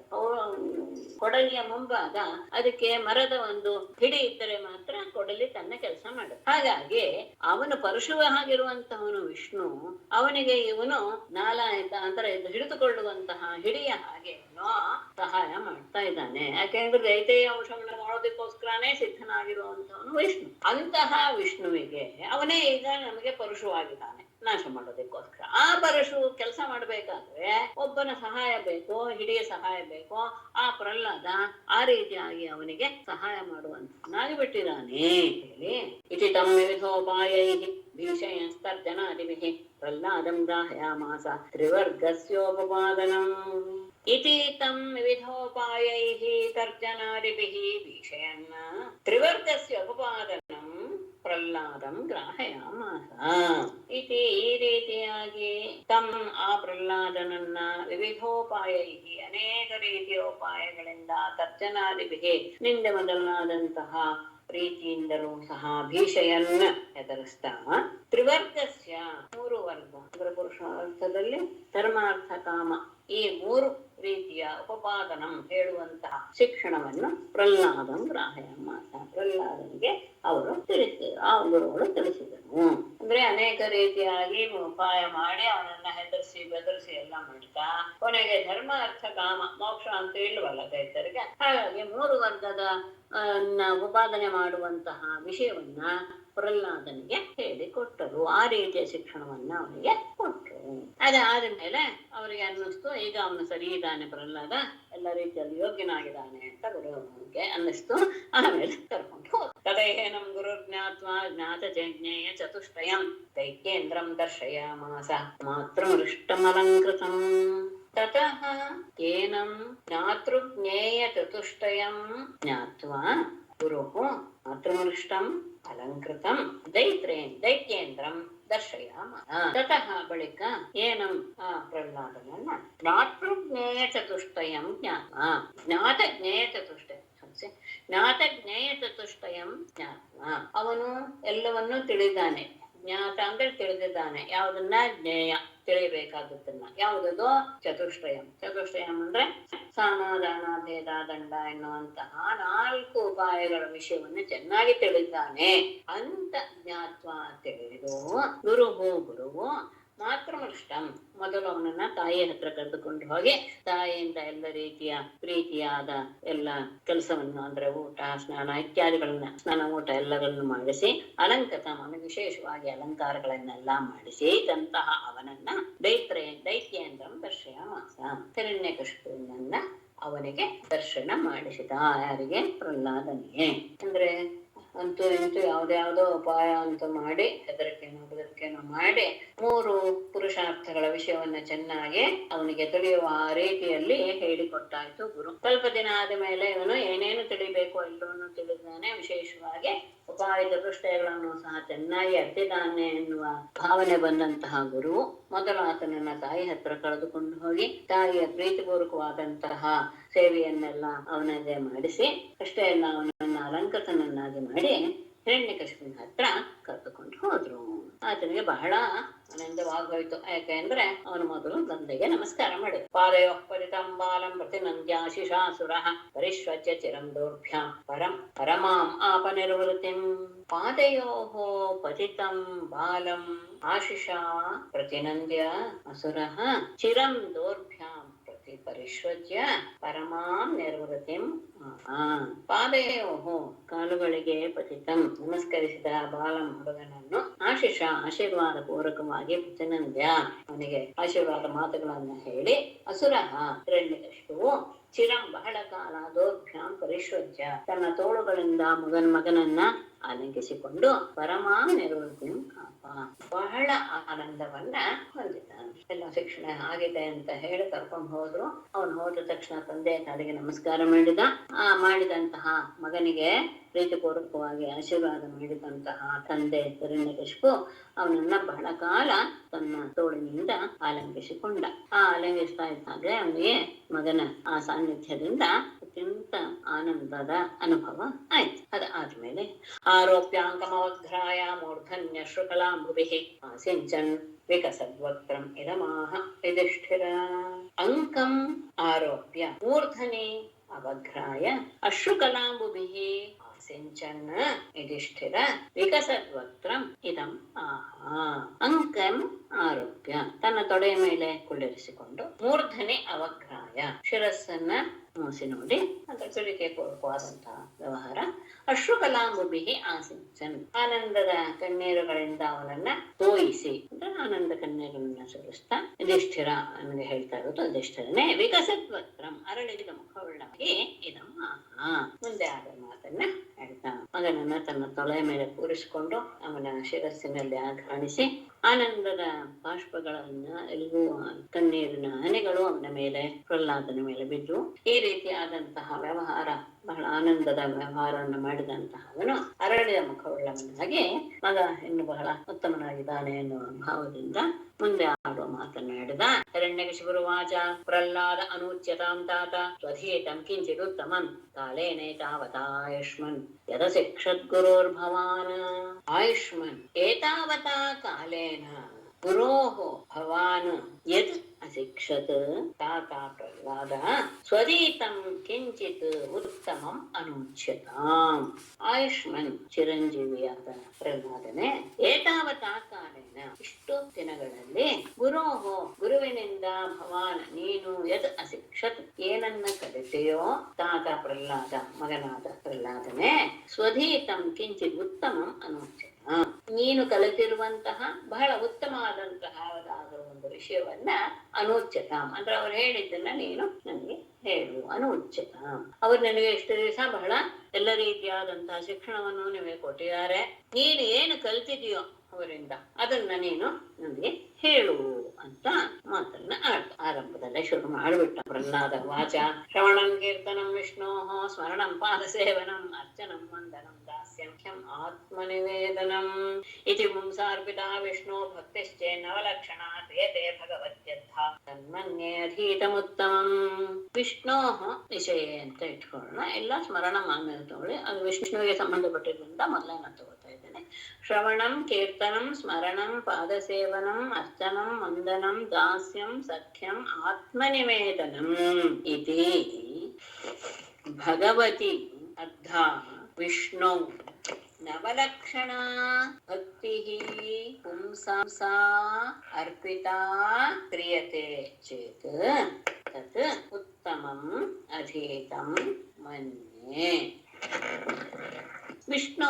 ವಿಷ್ಣುವಿಗೆ ಸಂಬಂಧಪಟ್ಟಂತಹ ಶ್ರವಣಂ ಅಂದ್ರೆ ಅವನ ಗುಣಗಾನವನ್ನ ಕೇಳುವುದು, ಕೀರ್ತನಂ ಅವನನ್ನ ಸ್ತುತಿಸುವುದು, ಸ್ಮರಣ ಅವನನ್ನೇ ನೆನಪಿಸಿಕೊಳ್ಳುವುದು, ಅವನ ನಾಮರೂಪಾದಿಗಳನ್ನೆಲ್ಲ ನೆನಪಿಸಿಕೊಳ್ಳುವುದು, ಪಾದ ಸೇವನಂ ಅವನ ಪಾದಗಳ ಸೇವೆ ಮಾಡುವುದು, ಅರ್ಚನಂ ಪೂಜಿಸುವುದು, ವಂದನಂ ನಮಸ್ಕಾರ ಮಾಡುವುದು, ದಾಸ್ಯಂ ದಾಸನ ಹಾಗೆ ಅವನನ್ನ ಸೇವಿಸುವುದು, ಸಖ್ಯಂ ಸ್ನೇಹಿತನ ಹಾಗೆ ಅವನನ್ನ ಭಾವಿಸುವುದು, ಅಷ್ಟೇ ಇಲ್ಲ ಕೊನೆಯದಾಗಿ ಆತ್ಮನಿವೇದನಂ ತನ್ನನ್ನೇ ತಾನು ಅವನಿಗೆ ಸಮರ್ಪಿಸಿಕೊಂಡು ಬಿಡುವುದು.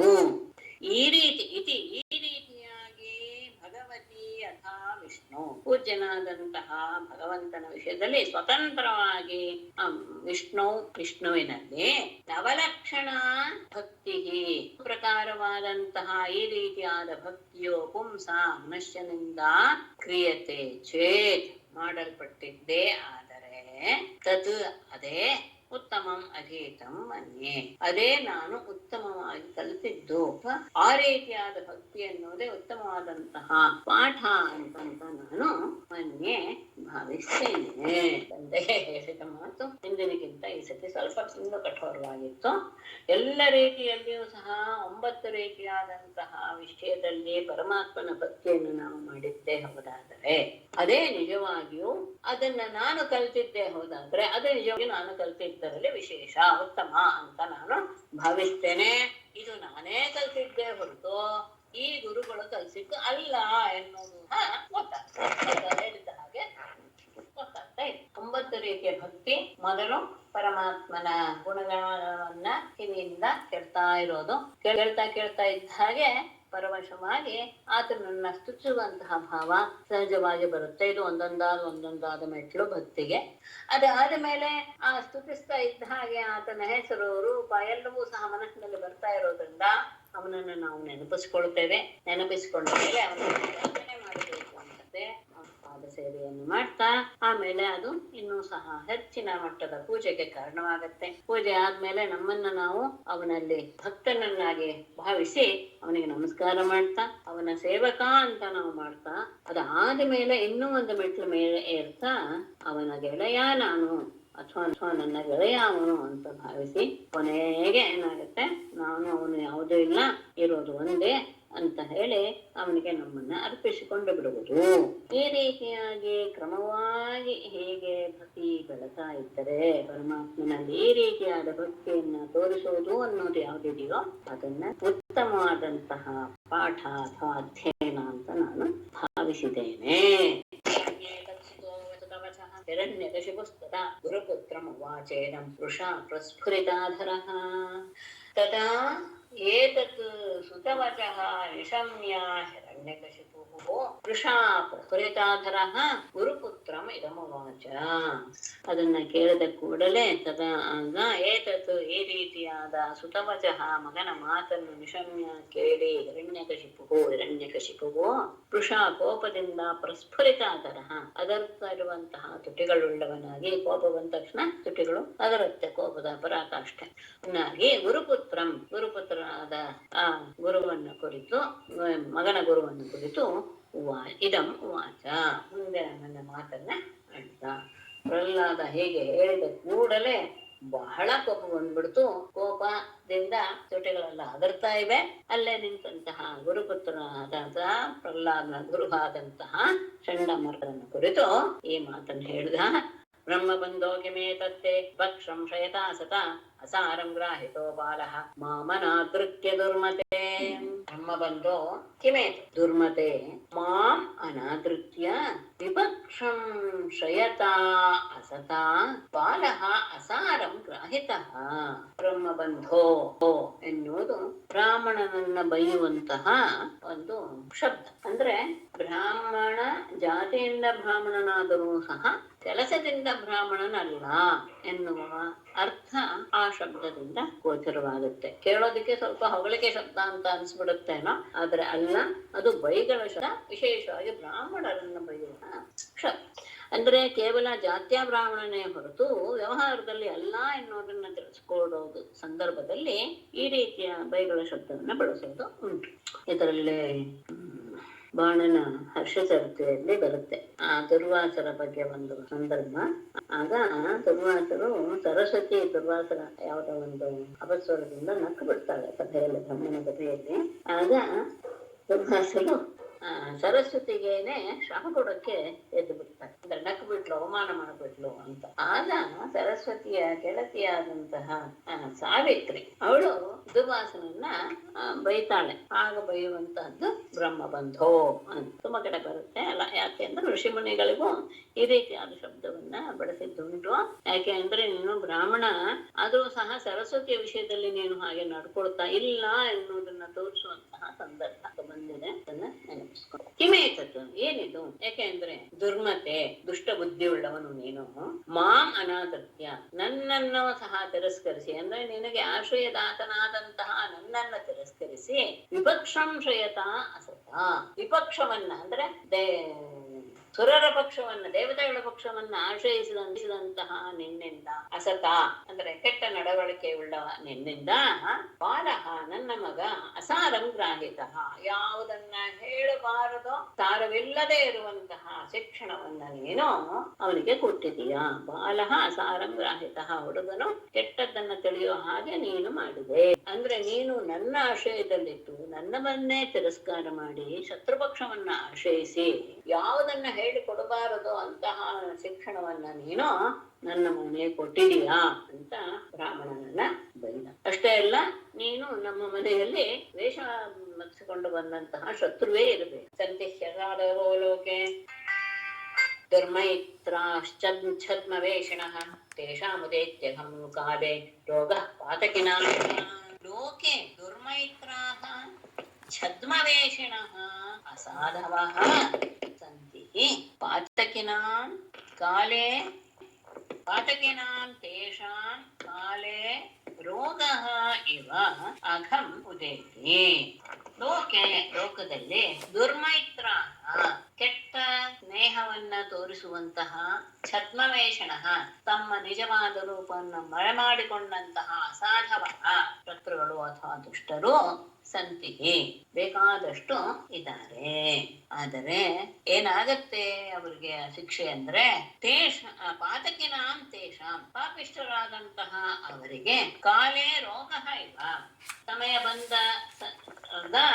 ಹೇಗೆ ರೋಗ ಎನ್ನುವುದು ಉಂಟಾಗುತ್ತೋ ಹಾಗೆ ಅಘಂ ಉದೇತಿ, ಅವರು ಮಾಡಿದ ಪಾಪ ಬಯಲಾಗಿ ಬಿಡುತ್ತದೆ. ಲೋಕದಲ್ಲಿ ಸ್ನೇಹ ಅಂತ ಇಟ್ಟುಕೊಂಡು ಅದನ್ನ ಕೆಟ್ಟ ರೀತಿಯಲ್ಲಿ ಬಳಸುವಂತಹವರು ತುಂಬಾ ಜನ ಇದ್ದಾರೆ. ತಮ್ಮ ನಿಜವಾದ ವೇಷವನ್ನು ಮರೆಮಾಡಿಸಿಕೊಂಡು ಅವರು ನಮ್ಮಲ್ಲಿ ಇರ್ತಾರೆ. ಆದರೆ ಸಮಯ ಬಂದಾಗ ಹೇಗೆ ರೋಗ ಎನ್ನುವುದು ಕಾಣಿಸ್ಕೊಳ್ಳುತ್ತೋ, ಇಲ್ಲಿ ಏನ್ ಹೇಳ್ತಾ ಇದ್ದಾರೆ ಅಂದ್ರೆ, ಸ್ಮೃತಿ ಏನ್ ಹೇಳುತ್ತೆ ಅಂದ್ರೆ, ಅವರು ಯಾರಾದ್ರೂ ಈ ರೀತಿಯಾದಂತಹ ಪಾಪ ಮಾಡಿದರೆ ಅವನು ನರಕದ ಅನುಭವವನ್ನು ಪಡೆದ ಮೇಲೆ ಅವನಿಗೆ ರೋಗ ಅನ್ನೋದು ಉಂಟಾಗತ್ತೆ. ಅದಕ್ಕೆ ಕಾಲೆ ಅಂತ ಹೇಳಿದ್ದಾರೆ ಅಂದ್ರೇನು, ನರಕದ ಭೋಗ ಎಲ್ಲ ಅನುಭವಿಸಿದ ಮೇಲೆ, ಅವನ ಮಾಡಿದಂತಹ ಪಾಪಕ್ಕೆ ನರಕದ ಶಿಕ್ಷೆ ಎಲ್ಲ ಅನುಭವಿಸಿದ ಮೇಲೆ ರೋಗ ರೂಪದಲ್ಲಿ ಅವನ ಪಾಪ ಅವನನ್ನ ಹೊಂದುತ್ತೆ. ಅಂದ್ರೆ ಆ ರೋಗವೇ ಅವನ ಮಾಡಿದಂತಹ ಪಾಪವನ್ನ ಪ್ರಕಟಪಡಿಸುತ್ತೆ. ಹೇಗೆ ಪಾತಕಿಗಳ ರೋಗ ಅವನ ಪಾಪವನ್ನ ಪ್ರಕಟಪಡಿಸುತ್ತೋ ಹಾಗೆ ಸಮಯ ಬಂದಾಗ ಇಂತಹ ದುಷ್ಟರ ಸ್ವರೂಪವೂ ಸಹ ಬದಲಾಗಿ ಬಿಡುತ್ತೆ. ಅಂದ್ರೆ ನೀನು ದೇವತೆಗಳ ಪಕ್ಷದವನಾಗಿದ್ದು ನನ್ನ ಕಡೆ ಇದ್ಕೊಂಡು ನನ್ನ ಆಶಯದಲ್ಲಿ ಬೆಳೆದು ಅವನನ್ನು ನೀನು ಬೇರೆ ಶಿಕ್ಷಣವನ್ನ ಕೊಡೋದು, ಅವನಿಗೆ ನೀನು ಬೇರೆ ಶಿಕ್ಷಣವನ್ನು ಕೊಟ್ಟಿದೀಯಾ ಅಂತ ಬೈತಾನೆ. ಗುರುಪುತ್ರ ವಾಚ ನಮತ್ ಪ್ರಣೀತಂ ನ ಪರ ಪ್ರಣೀತಂ ಸುತೋ ವದತ್ಯೇಷ ತವೇಂದ್ರ ಶತ್ರು ನೈಸರ್ಗಿಕೀಯಂ ಮತಿರಸ್ಯ ರಾಜನ್ಯಚ್ಛಮನ್ಯಂ ಕದದಾಸ್ಮ ಮಾನಃ. ಆಗ ಅವರು ಹೆದರು ಬಿಟ್ಟು ಒಬ್ಬ ಗುರು ಹೇಳ್ತಾನೆ, ಇಂದ್ರಶತ್ರು ತವ ಏಷಃ ಸುತಃ ನಾಮ ಯದ್ವದತಿ ಇತ್ಯರ್ಥಃ ಮತ್ ಪ್ರಣೀತಂ ನ ಪರ ಪ್ರಣೀತಂ ನ ರಾಜನ್ ಅಸ್ಯ ಇಯಂ ಮತಿಃ ನೈಸರ್ಗಿಕೀ ಮನ್ಯುಂ ನಿಯಚ್ಛ ನಃ ಕತ್ ಮಾ ಅದಾಹ ಸ್ಮ.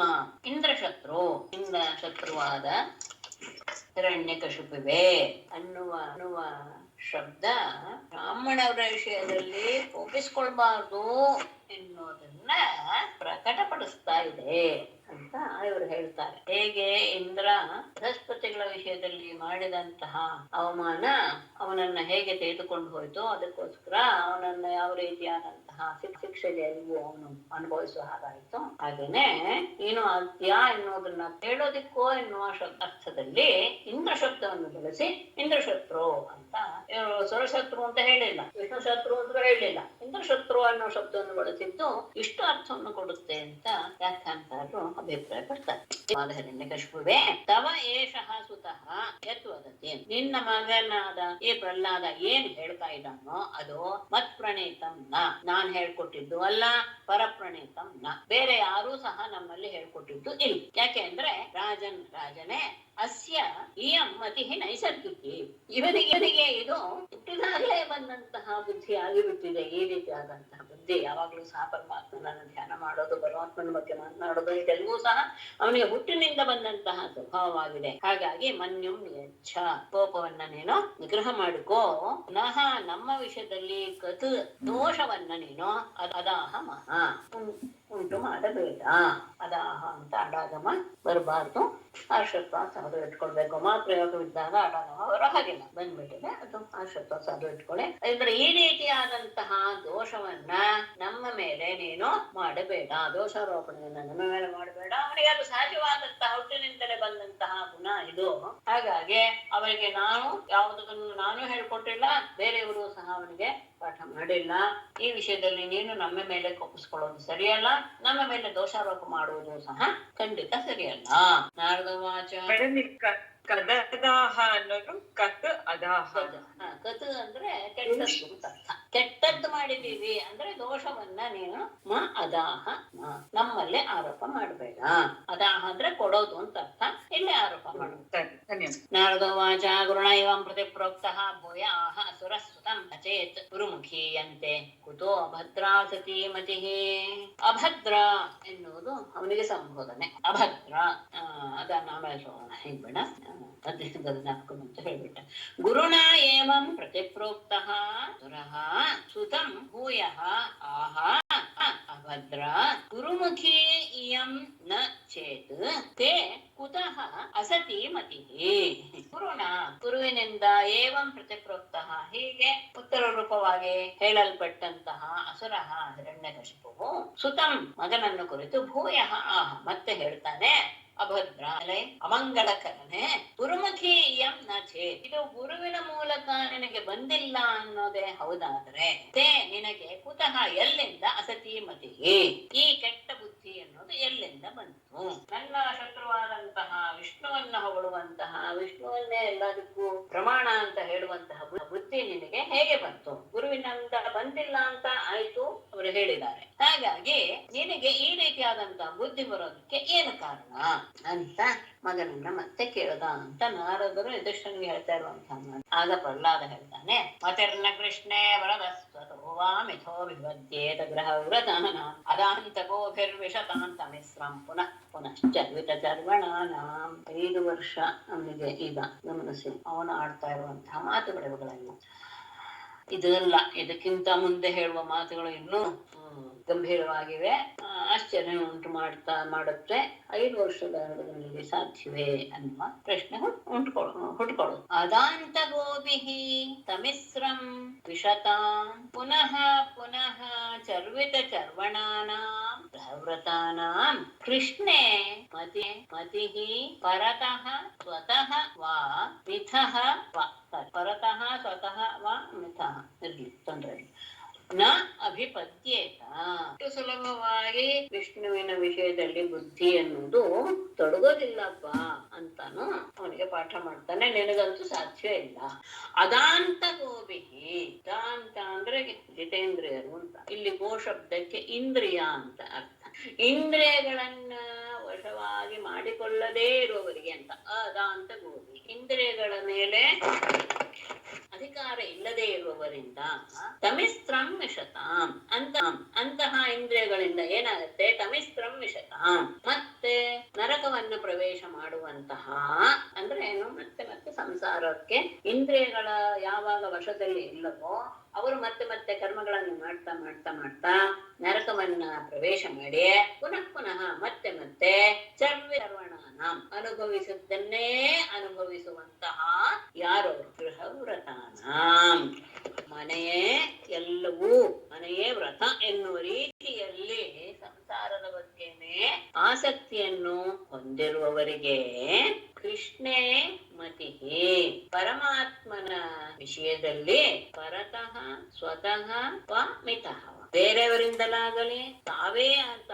ನಮ್ಮ ಬುದ್ಧಿಯಿಂದಲಾಗಲಿ ಮಿಥಃ ಅಂದ್ರೆ ಪರಸ್ಪರವಾಗಲೇ ಮತಿ ಕೃಷ್ಣೆ ಮತಿ ನ ವಿಪತ್ಯೇತ ಅವನಲ್ಲಿ ಬುದ್ಧಿ ಅನ್ನೋದು ತೊಡಗೋದಿಲ್ಲ. ಯಾರಿಗೆ? ಸಂಸಾರಿಗಳಾದವರಿಗೆ. ಗೃಹವ್ರತ ನಾಮ ಎನ್ನುವ ಶಬ್ದವನ್ನ ಬಳಸಿದ್ದಾರೆ.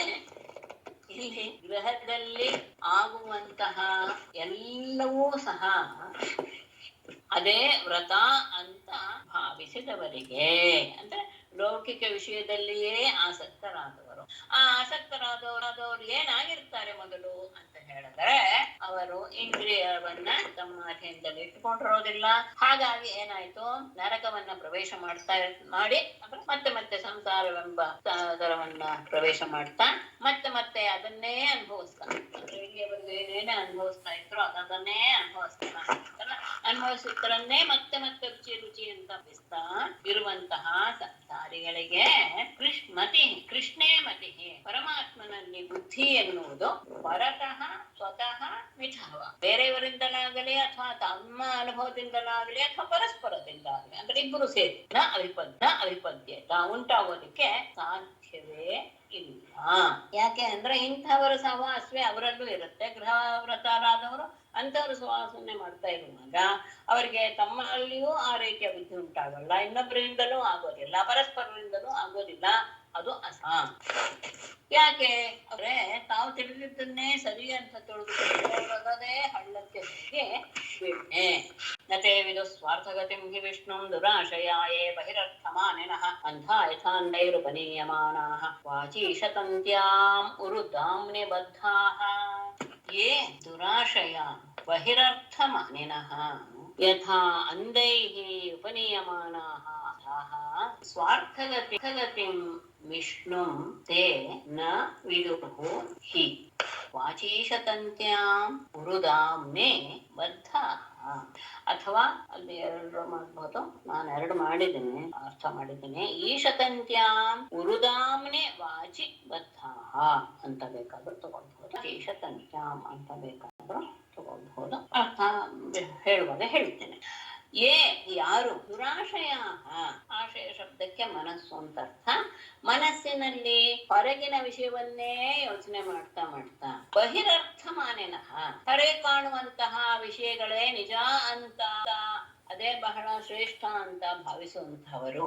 ಹೇಗೆ ದೃಷ್ಟಾಂತ? ಯಥಾ ಅಂಧೈಹಿ ಉಪನೀಯಮಾನಾಃ ಅಂಧಾಃ, ಹೇಗೆ ಕುರುಡರಿಂದ ಕರೆದುಕೊಂಡು ಹೋಗಲ್ಪಟ್ಟಂತಹ ಕುರುಡರು ಹೇಗೆ ಸರಿಯಾದ ಮಾರ್ಗವನ್ನ ತಿಳಿಯದೆ ಹೋಗಿ ಹಳ್ಳಕ್ಕೆ ಬೀಳ್ತಾರೋ ಮೊದಲೇ ಅವರೇ ಅಂದರು. ಅವರು ಇನ್ನೊಬ್ಬ ಅಂಧರನ್ನ ಕರೆದುಕೊಂಡು ಹೋದರೆ ಹೇಗೆ ಅವರು ಹಳ್ಳಕ್ಕೆ ಬೀಳುತ್ತಾರೆ, ಜೊತೆಲಿರುವಂತಹ ಅಂಧರು ಸಹ ಹಳ್ಳಕ್ಕೆ ಬೀಳ್ತಾರೋ ಹಾಗೆ ಸ್ವಾರ್ಥಗತಿ ತಮಗೆ ಯೋಗ್ಯವಾದಂತಹ ಮಾರ್ಗ ಯಾವುದು ಎನ್ನುವುದು ವಿಷ್ಣು ಅಂದ್ರೆ ಪರಮೋತ್ತಮವಾದಂತಹ ಮಾರ್ಗವಾದ ವಿಷ್ಣುವನ್ನು ತೇ ನ ವಿಧಿ ಅವರು ತಿಳ್ಕೊಳ್ಳೋದೇ ಇಲ್ಲ. ಯಾಕೆಂದ್ರೆ ಸ್ವಾರ್ಥ ಅಂದ್ರೆ ಇಲ್ಲಿ ಪರಮಾರ್ಥ ಅಂತ ಅರ್ಥ. ಸ್ವಾರ್ಥ ಅಂತ ಅನ್ಯಾರ್ಥದಲ್ಲಿ ತಗೊಳ್ಬೇಡಿ, ಸರಿಯಾದ ಪ್ರಯೋಜನ ಅಂತ ಅರ್ಥ. ಸ್ವ ಅರ್ಥ ಅಂದ್ರೆ ತನಗೆ ಪರಮ ಪುರುಷಾರ್ಥವಾದಂತಹ ಗತಿ ಯಾವುದು ವಿಷ್ಣು, ಆ ವಿಷ್ಣುವನ್ನ ಅವರು ತಿಳಿಯೋದೇ ಇಲ್ಲ. ಯಾಕೆ ಅಂತ ಹೇಳಿದರೆ ಈಶತಂತ್ಯಾಂ ಉರುದಾಮ್ನೆ ವಾಚಿ ಈಶತಂತಿ ಅಂತ ಹೇಳಿದ್ರೆ ವೇದವಾಣಿ, ಪರಮಾತ್ಮನಿಂದ ಬಂದಂತಹ ವೇದವಾಣಿ. ಅದು ಏನಾಗಿದೆ ಅಂದ್ರೆ ಅದು ಉದ್ದವಾದಂತಹ ದಾರ.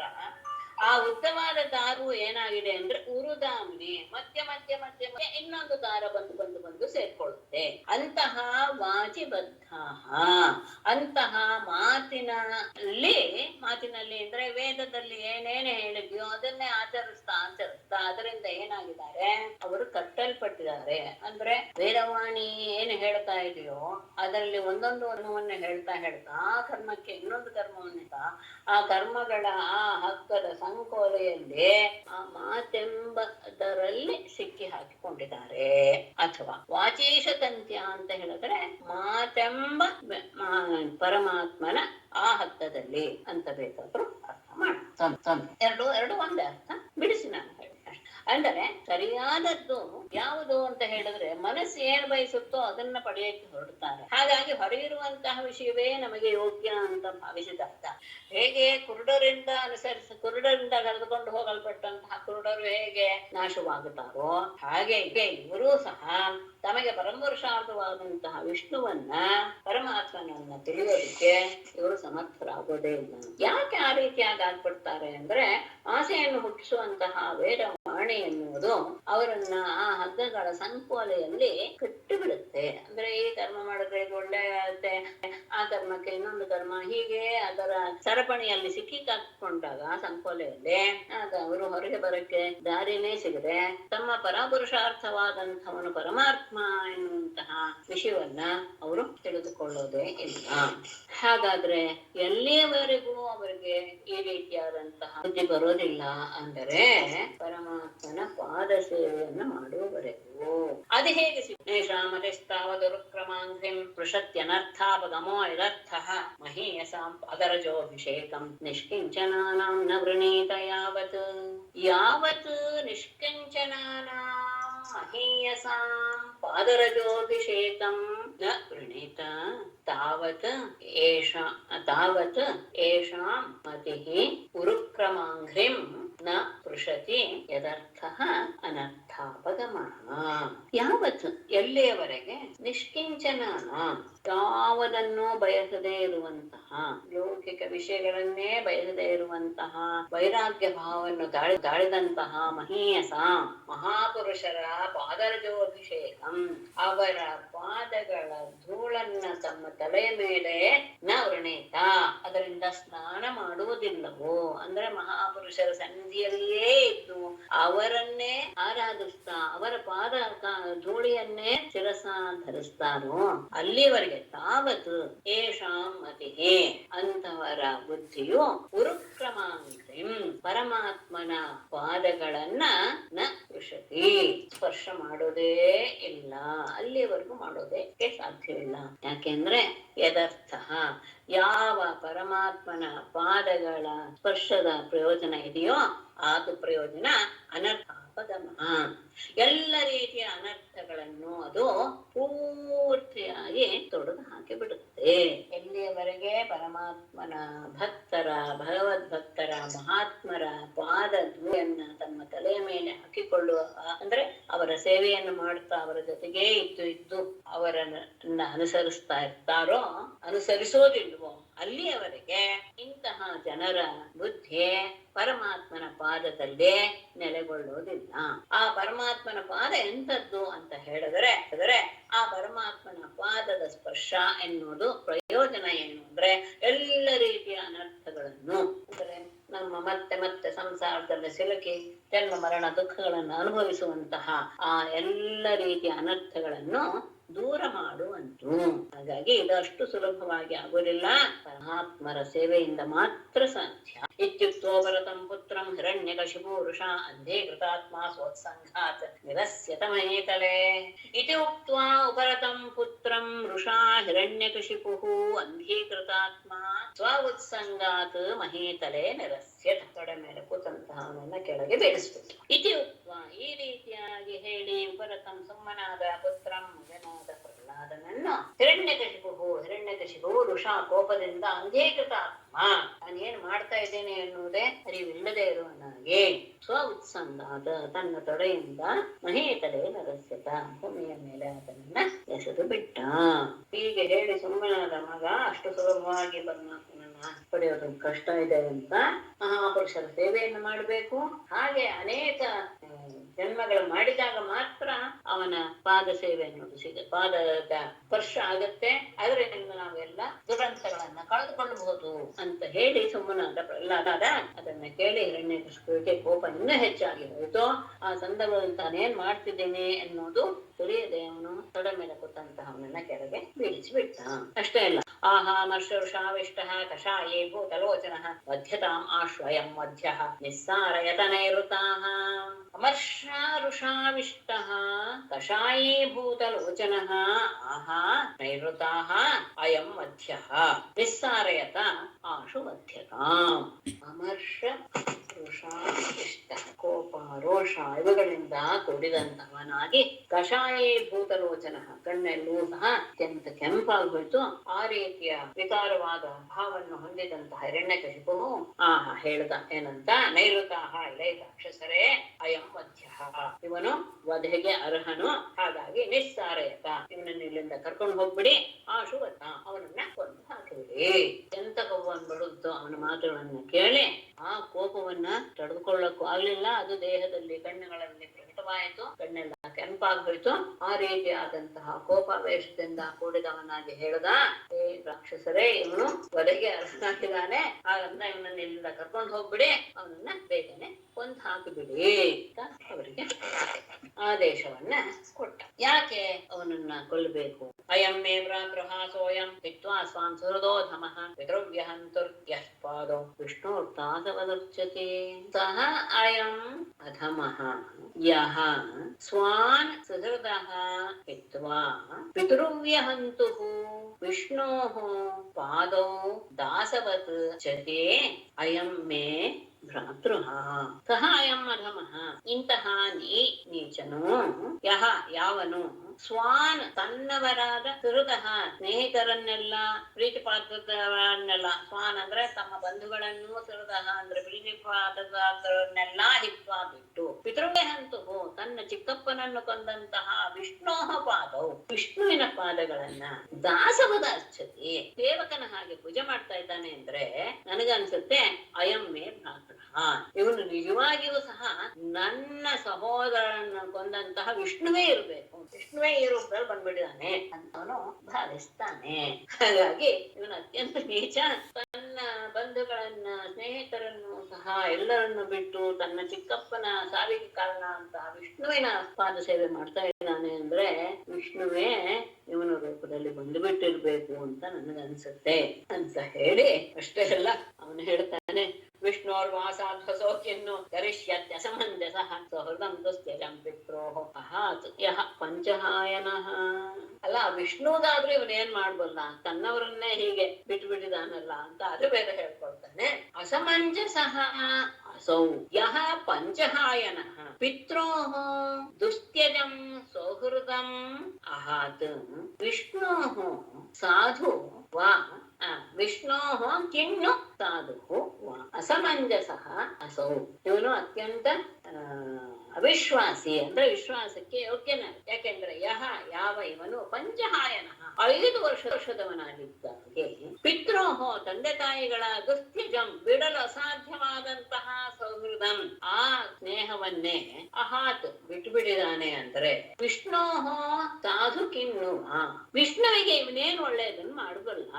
5 ವರ್ಷದವನ ಇವನು ಆ ವಯಸ್ಸಿನಲ್ಲಿ ತಂದೆ ತಾಯಿಗಳ ಸ್ನೇಹವನ್ನು ಬಿಡೋದಕ್ಕೆ ಸಾಧ್ಯವೇ ಇಲ್ಲ ಇಂಥ ಮಕ್ಕಳಿಗೂ. ಅಂಥವನೇ ಇವನು ಬಿಟ್ಟು ಬಿಟ್ಟಿದ್ದಾನೆ ಅಂದ್ರೆ ಇವನು ವಿಶ್ವಾಸಕ್ಕೆ ಯೋಗ್ಯನಲ್ಲ ಅಂತ ಅರ್ಥವಾಯ್ತು. ಹಾಗಾಗಿ ಇಂತಹ ವಿಶ್ವಾಸಕ್ಕೆ ಯೋಗ್ಯನಲ್ಲದೆ ಇದ್ದವನು ವಿಷ್ಣುವಿಗೆ ಏನ್ ತಾನು ಒಳ್ಳೇದ್ ಮಾಡಬಲ್ಲ ಎನ್ನುವಂತಹ ಮಾತನ್ನು ಸಹ ಅವನು ಅರ್ಥನೆ. ಅಂದ್ರೆ ವಿಷ್ಣು ಇವನನ್ನೇ ನಂಬ್ಕೊಂಡು ಏನ್ ಮಾಡೋದು ಸಾಧ್ಯ ಅಂತ ಒಂದು. ಅಲ್ಲಪ್ಪ ನಿಮ್ಮ ಮಗ ಅಲ್ವೇ ಅಂತ ಹೇಳಿದ್ರೆ, ಆರೋಪ್ಯಪತ್ಯಂ ಹೃತಕೃತ್ಯಥೌಷಧಂ ಸ್ವದೇಹಜೋಪ್ಯಾಪ್ನಯವತ್ ಸುತೋಹಿತಃ ಛಿಂದ್ಯಾತ್ ತದಂಗಂ ಯದುತಾತ್ಮನೋಹಿತಂ ಶೇಷಂ ಸುಖಂ ಜೀವತಿ ಯದ್ವಿವರ್ಜನಾತ್. ಪರಃ ಅಪಿ ಹಿತಕೃತ್ ಅಪತ್ಯಂ ಯಥಾ ಔಷಧಂ ಸುತಃ ಸ್ವದೇಹಜಃ ಅಪಿ ಆಮಯವತ್ ಅಹಿತಃ ಯದುತ ಆತ್ಮನಃ ಅಹಿತಂ ತದಂಗಂ ಛಿಂದ್ಯಾತ್ ಯದ್ವಿವರ್ಜನಾತ್ ಶೇಷಂ ಸುಖಂ ಜೀವತೆ.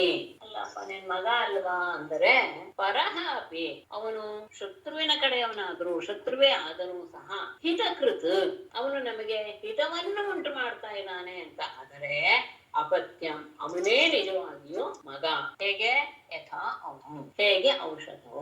ಔಷಧ ಎನ್ನುವುದು ಯದ್ಯಪಿ ಕಹಿ, ಸೇವನೆ ಮಾಡುವಾಗ ಅದು ನಮಗೆ ಹಿಂಸೆಯನ್ನೇ ಕೊಡುತ್ತೆ, ಆದ್ರೆ ದೇಹಕ್ಕೆ ಹೋದ ಮೇಲೆ ಅದು ನಮಗೆ ಒಳ್ಳೆಯದನ್ನೇ ಮಾಡುತ್ತೆ. ಹೇಗೋ ಹಾಗೆ ಔಷಧದ ಹಾಗೆ ಇವನು ಒಬ್ಬ ಪರಕೀಯನಾದರೂ ಸಹ ಅವನು ನಮಗೆ ಹಿತವನ್ನು ಬಯಸ್ತಾ ಇದ್ದಾನೆ, ಹಿತವನ್ನು ಉಂಟು ಮಾಡ್ತಾ ಇದ್ದಾನೆ, ಅವನೇ ನಿಜವಾದ ಮಗ. ಸುತಃ ಸ್ವದೇಹಜಃ ಅಪಿ ಯದ್ಯಪಿ ಮಗ ನನ್ನ ದೇಹದಿಂದಲೇ ಹುಟ್ಟಿದವನಾದರೂ ಸಹ ಆಮಯವತ್ ಅಹಿತ ರೋಗದ ಹಾಗೆ ಅವನು ನಮಗೆ ಶತ್ರುವೇ ಆಗಿದ್ದಾನೆ. ಯದುತ ಅಲ್ಲದೆ ಆತ್ಮನಃ ಅಹಿತಂ, ತಮಗೆ ಹಿಂಸೆಯನ್ನು ಉಂಟು ಮಾಡ್ತಾ ಇರುವಂತಹ, ಅಹಿತವನ್ನು ಉಂಟು ಮಾಡುವಂತಹ ತದಂಗಂ, ಆ ಅವಯವವನ್ನ ಚಿಂತ್ಯಾತ್ ಕತ್ತರಿಸಿಯೇ ಬಿಡಬೇಕು. ಯದ್ವಿವರ್ಜನಾತ್, ಯಾವ ಅವಯವವನ್ನ ನಾಶ ಮಾಡೋದ್ರಿಂದ ಶೇಷಂ ಉಳಿದ ಜೀವನವನ್ನ ಸುಖಂ ಜೀವತಿ, ಸುಖವಾಗಿ ಅವನು ಬದುಕಬಲ್ಲ. ಪರಕೀಯನೇ ಆದರೂ ಯಾರು ಹಿತವನ್ನು ಉಂಟು ಮಾಡ್ತಾರೋ ಅವನೇ ನಿಜವಾದ ಮಗನೇ ಹೊರತು ನನ್ನ ದೇಹದಿಂದ ಹುಟ್ಟಿದವನೇ ಆದರೂ ಅವನು ರೋಗ, ದೇಹದಲ್ಲಿ ಬಂದಂತಹ ರೋಗ ನಮ್ಮ ದೇಹದಲ್ಲೇ ಹುಟ್ಟಿದ್ದಾದರೂ ಸಹ ಅದನ್ನ ಹೇಗೆ ನಮ್ಮದು ಅಂತ ನಾವು ಭಾವಿಸಿ ಅದನ್ನ ಹೋಗಲಾಡಿಸ್ಕೊಳ್ತೀವೋ ಇವನು ಸಹ ಹಾಗೇನೆ ಇವನು ಅಹಿತನೇ. ಮತ್ತೆ ಯಾವುದು ನಮ್ಮ ದೇಹಕ್ಕೆ ಅಹಿತವನ್ನು ಉಂಟು ಮಾಡ್ತಾ ಇದೆಯೋ, ಯಾವ್ದಾದ್ರು ಒಂದು ಅವಯವಕ್ಕೆ ಏನಾದ್ರು ತೊಂದರೆ ಆಗಿ ಆ ಅವಯವದಿಂದ ನಮ್ಮ ಶರೀರವೇ ನಾಶವಾಗುತ್ತೆ ಎನ್ನುವಂತಹ ಸಂದರ್ಭ ಬಂದ ಆ ಅವಯವನ್ನ ನಾವು ಕತ್ತರಿಸಿ ಬಿಡಬೇಕು. ಯಾಕೆಂದ್ರೆ ಯಾವ ಅವಯವನ್ನ ಕತ್ತರಿಸಿದ್ದರಿಂದ ಉಳಿದ ಆಯುಷ್ಯವನ್ನ, ಶೇಷ ಆಯುಷ್ಯವನ್ನ ಸುಖವಾಗಿ ಅವನು ಬಾಳಬಲ್ಲ. ಹಾಗಾಗಿ ಇವನನ್ನ ಈಗಲೇ ನಾಶ ಮಾಡಿಬಿಡೋದು ಒಳ್ಳೆಯದು.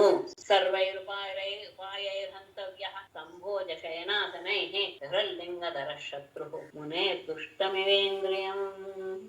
ಧರಲಿಂಗಧರ ಶತ್ರು ಮುನೇ ದುಷ್ಟಂ ಇಂದ್ರಿಯಂ ಇವ ಸಂಭೋಜ ಶಯನಾಸನೈ ಸರ್ವೈ ಉಪಾಯೈ. ಧರಲಿಂಗಧರ ಶತ್ರು, ಇವನು ನಮ್ಮ ಸ್ನೇಹಿತ ಎನ್ನುವ ವೇಷದಲ್ಲಿ ಬಂದಂತಹ ಶತ್ರುವೇ ಆಗಿಬಿಟ್ಟಿದ್ದಾನೆ. ನೋಡೋದಕ್ಕೆ ಚಿಹ್ನೆಯನ್ನ ನಾವು ಸ್ನೇಹಿತ ಎನ್ನುವ ರೂಪದಲ್ಲಿ ಹೇಳಿದ್ದಾನೆ. ಆ ರೀತಿಯಾದ ಚಿಹ್ನೆಯನ್ನು ಧರಿಸಿರುವಂತಹ ಶತ್ರುವೇ ಸರಿ ಇವನು. ಹೇಗೆ ಅಂದ್ರೆ ಒಳ್ಳೆಯದು ಕೊಡ್ತಾನೆ. ಮುನೇಹೇ ದುಷ್ಟಂ ಇಂದ್ರಿಯಂ. ಮುನಿಯಾದವರು ತಮ್ಮ ಇಂದ್ರಿಯವನ್ನ ತಮ್ಮ ವಶವನ್ನಾಗಿ ಮಾಡ್ಕೊಳ್ಳಿ. ಆದರೆ ಆ ಇಂದ್ರಿಯಗಳು ಲೌಕಿಕ ವಿಷಯಗಳನ್ನೇ ಅನುಭವಿಸಬೇಕು ಅಂತ ಇಷ್ಟಪಟ್ಟಾಗ ಅದು ಅವನಿಗೆ ದುಷ್ಟವಾದ ಇಂದ್ರಿಯವಾಗುತ್ತೆ. ಹೇಗೆ ಆ ಇಂದ್ರಿಯ ಅವನಿಗೆ, ಆ ಮುನಿಗೆ, ಯೋಗಿಗೆ ಅನಿಷ್ಟವನ್ನೇ ಉಂಟು ಮಾಡುತ್ತೋ ಹಾಗೆ ಇವನು ಸಹ ದೇಹದ ರೂಪದ ಶತ್ರುವೇ ಆಗಿದ್ದಾನೆ. ಹಾಗಾಗಿ ಇಂಥವನನ್ನ ಸಂಬೋಧ ಶಯನಾಸನೇ, ಅವನು ಊಟ ಮಾಡ್ತಿದ್ದಾಗ, ಮಲಗಿದಾಗ, ಕೂತ್ಕೊಂಡಾಗ, ಯಾವುದೇ ಆಗಲಿ ಸರ್ವೈಹಿ ಉಪಾಯಕ್ಕೆ, ಯಾವುದಾದರೂ ಒಂದು ಉಪಾಯದ ಅಂತವ್ಯ ಅವನನ್ನ ನಾಶ ಮಾಡಿಬಿಡಿ. ಅವನು ಸ್ನೇಹ ರೂಪದಲ್ಲಿರುವಂತಹ ಶತ್ರುವೇ ಆಗಿದ್ದಾನೆ. ಹೇಗೆ ಒಬ್ಬ ಮುನಿಗೆ ಇಂದ್ರಿಯವನ್ನ ಗೆಲ್ಲಕ್ಕೆ ಆಗದೆ ಅದು ತನ್ನ ಭೋಗವನ್ನೇ ಅಪೇಕ್ಷೆ ಪಡ್ತಾ ಮುನಿಗೆ ತೊಂದರೆಯನ್ನು ಕೊಡುತ್ತೋ ಹಾಗೆ ಇವನು ಸಹ ಶತ್ರುವಿನ ಹಾಗೆ ನಮ್ಮಲ್ಲಿದ್ದಾನೆ.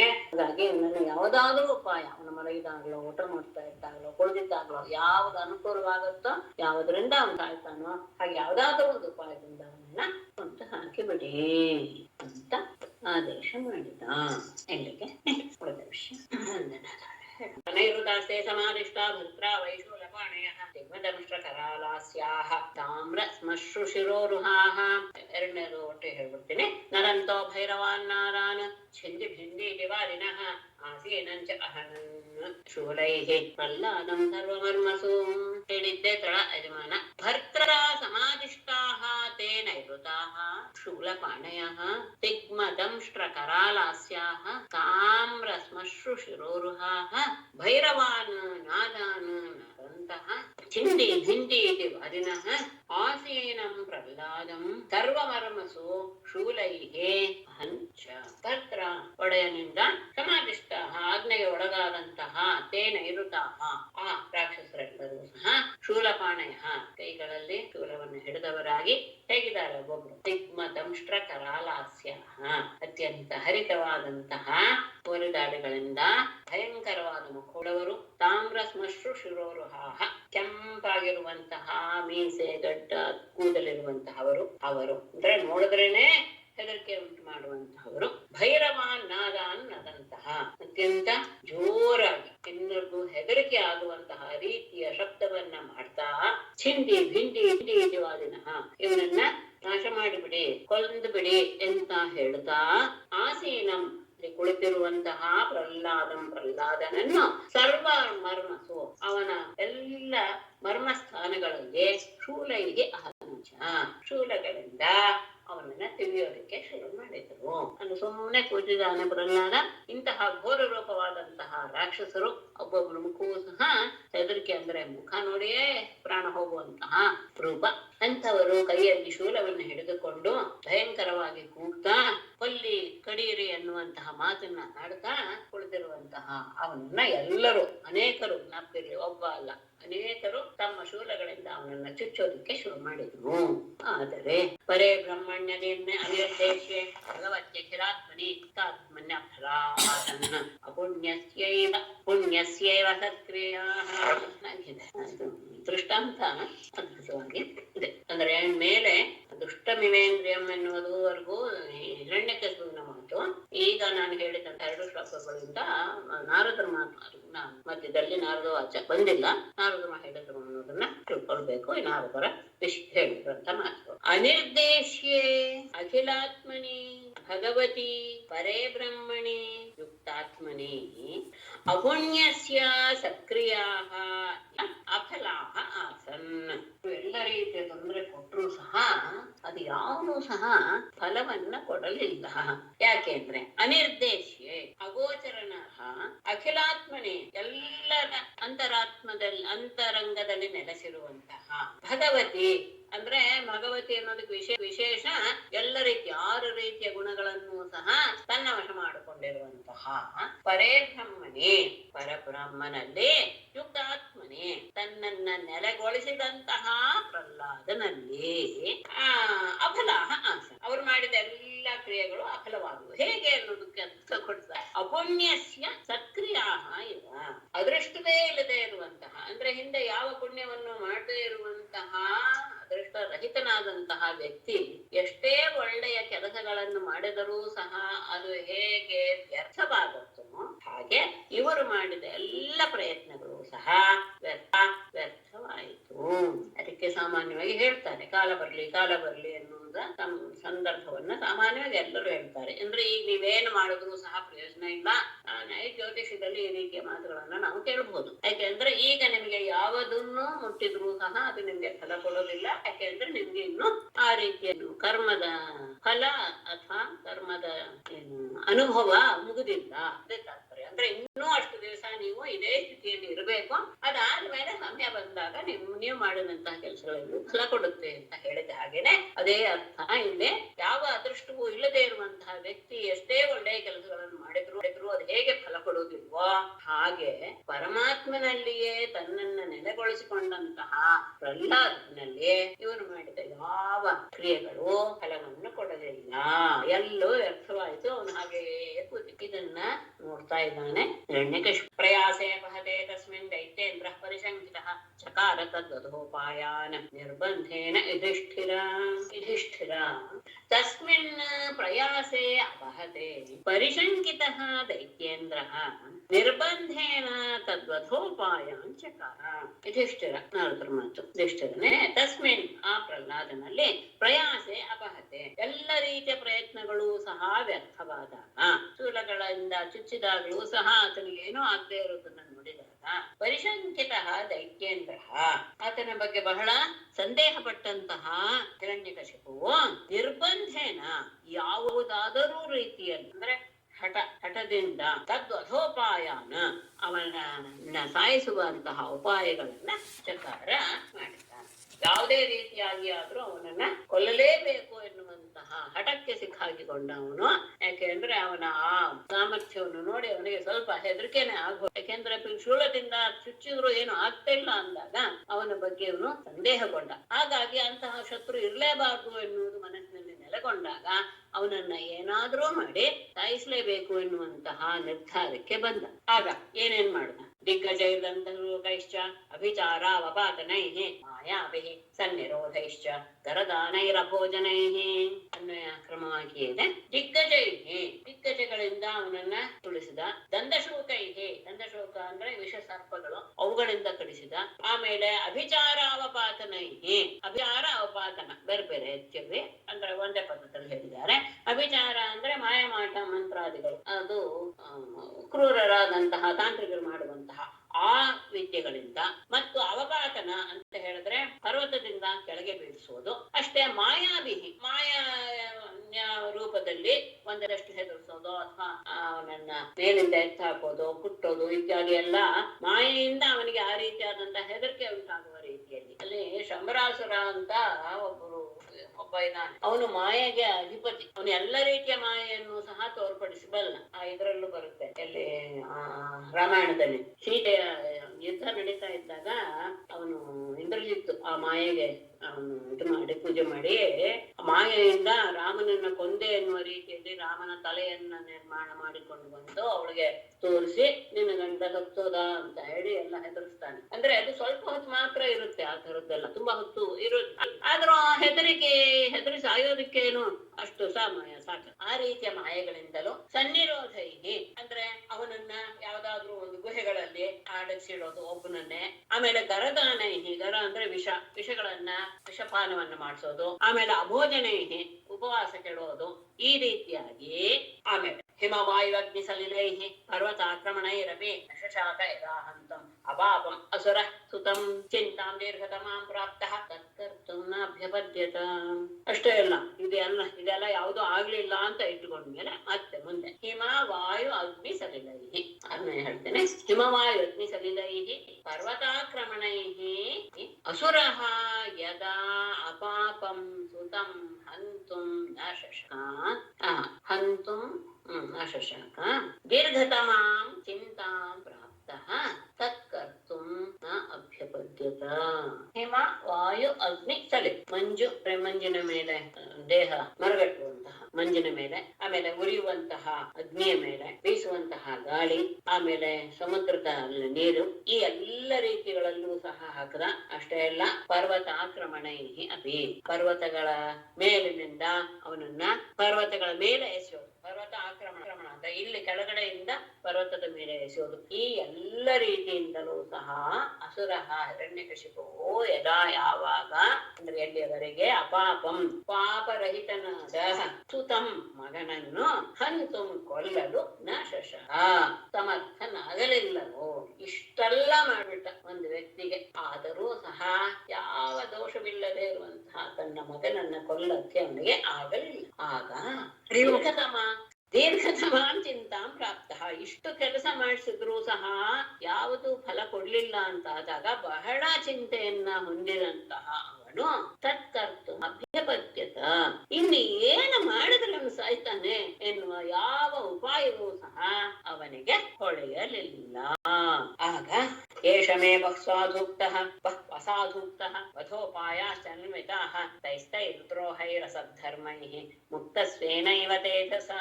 ಮತ್ತೆ ಅಲ್ಲಿ ಯಾರು ಬಂದು ಅವನಿಗೆ ಸಹಾಯವನ್ನು ಮಾಡಿಲ್ಲ, ಅದು ಒಂದು ಗಮನಿಸಬೇಕಾದಂತಹ ವಿಷಯ.